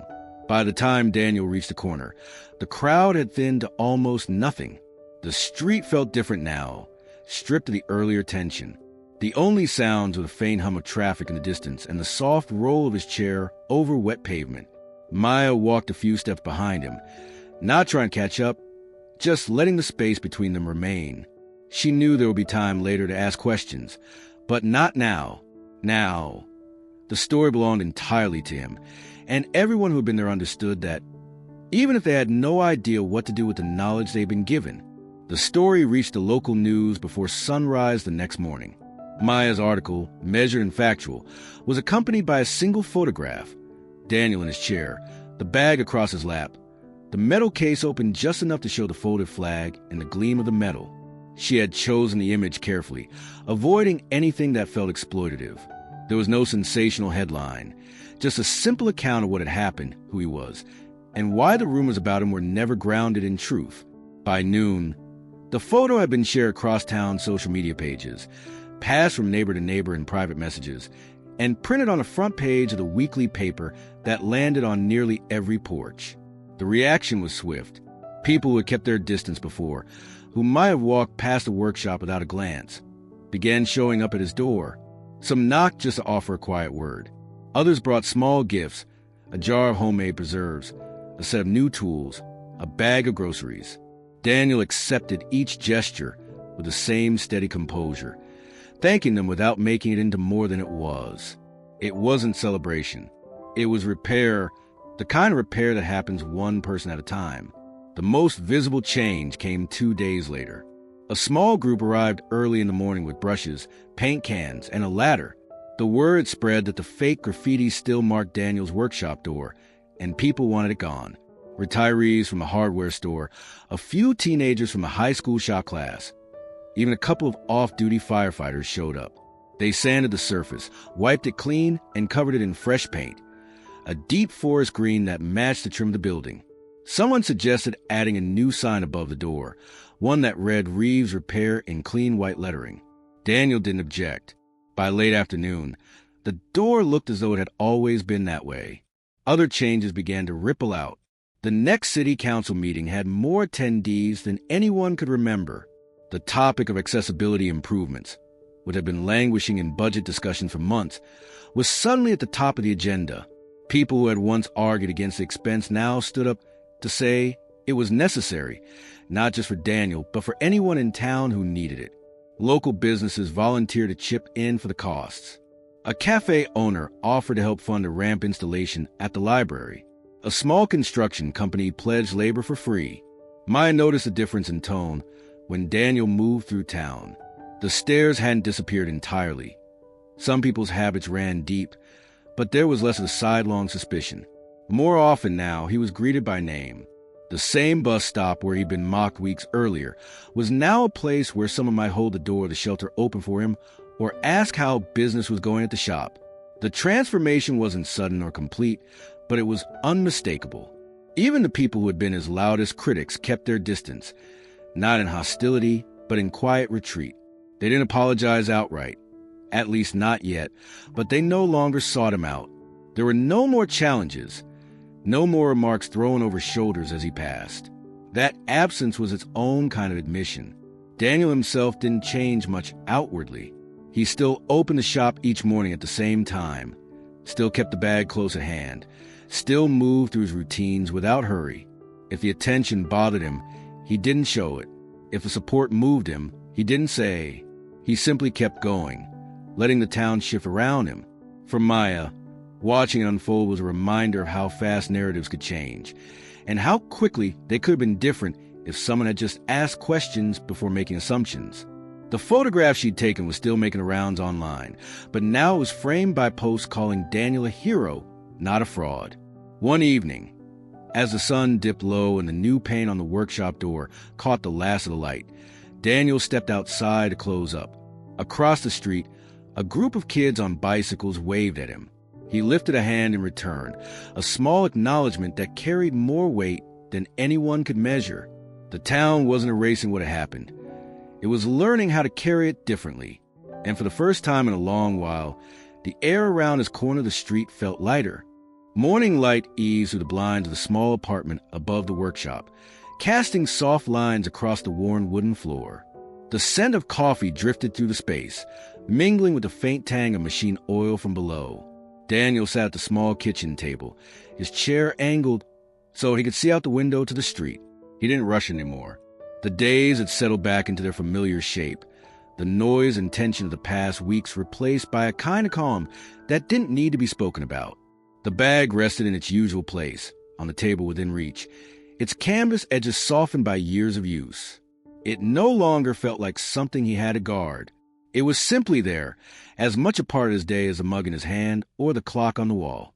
Downstairs, the shop hummed with the easy rhythm of work.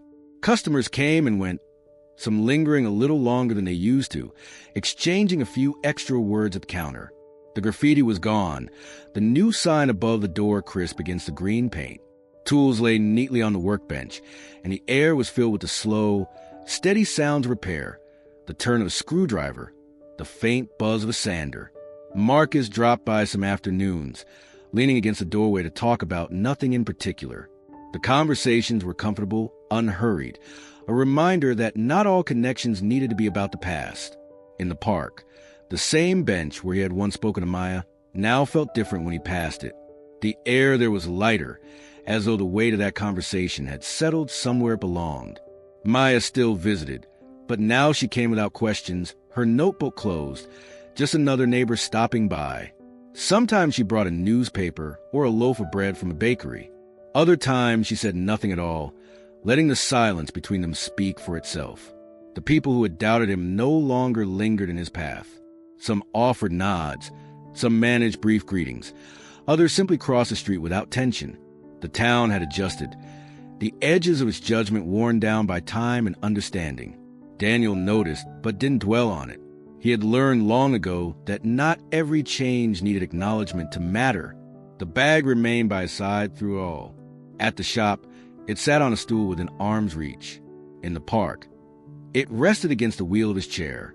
In the evenings, it lay beside him on the couch while he read, the worn strap draped over the armrest. Inside, nothing had changed. The folded flag, the medal, the map, the letters, the dog tags. They were not trophies to display or secrets to conceal. They were pieces of lives, his and others, bound together by moments that could never be replicated. The bag was not a shield anymore, not against suspicion or insult.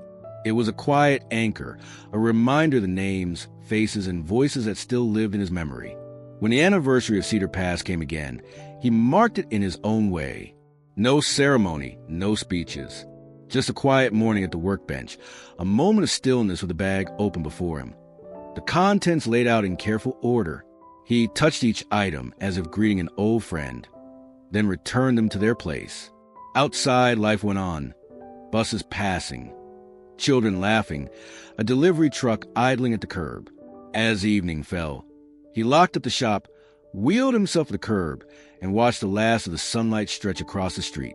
There was no applause, no acknowledgement, only the steady beat of an ordinary day.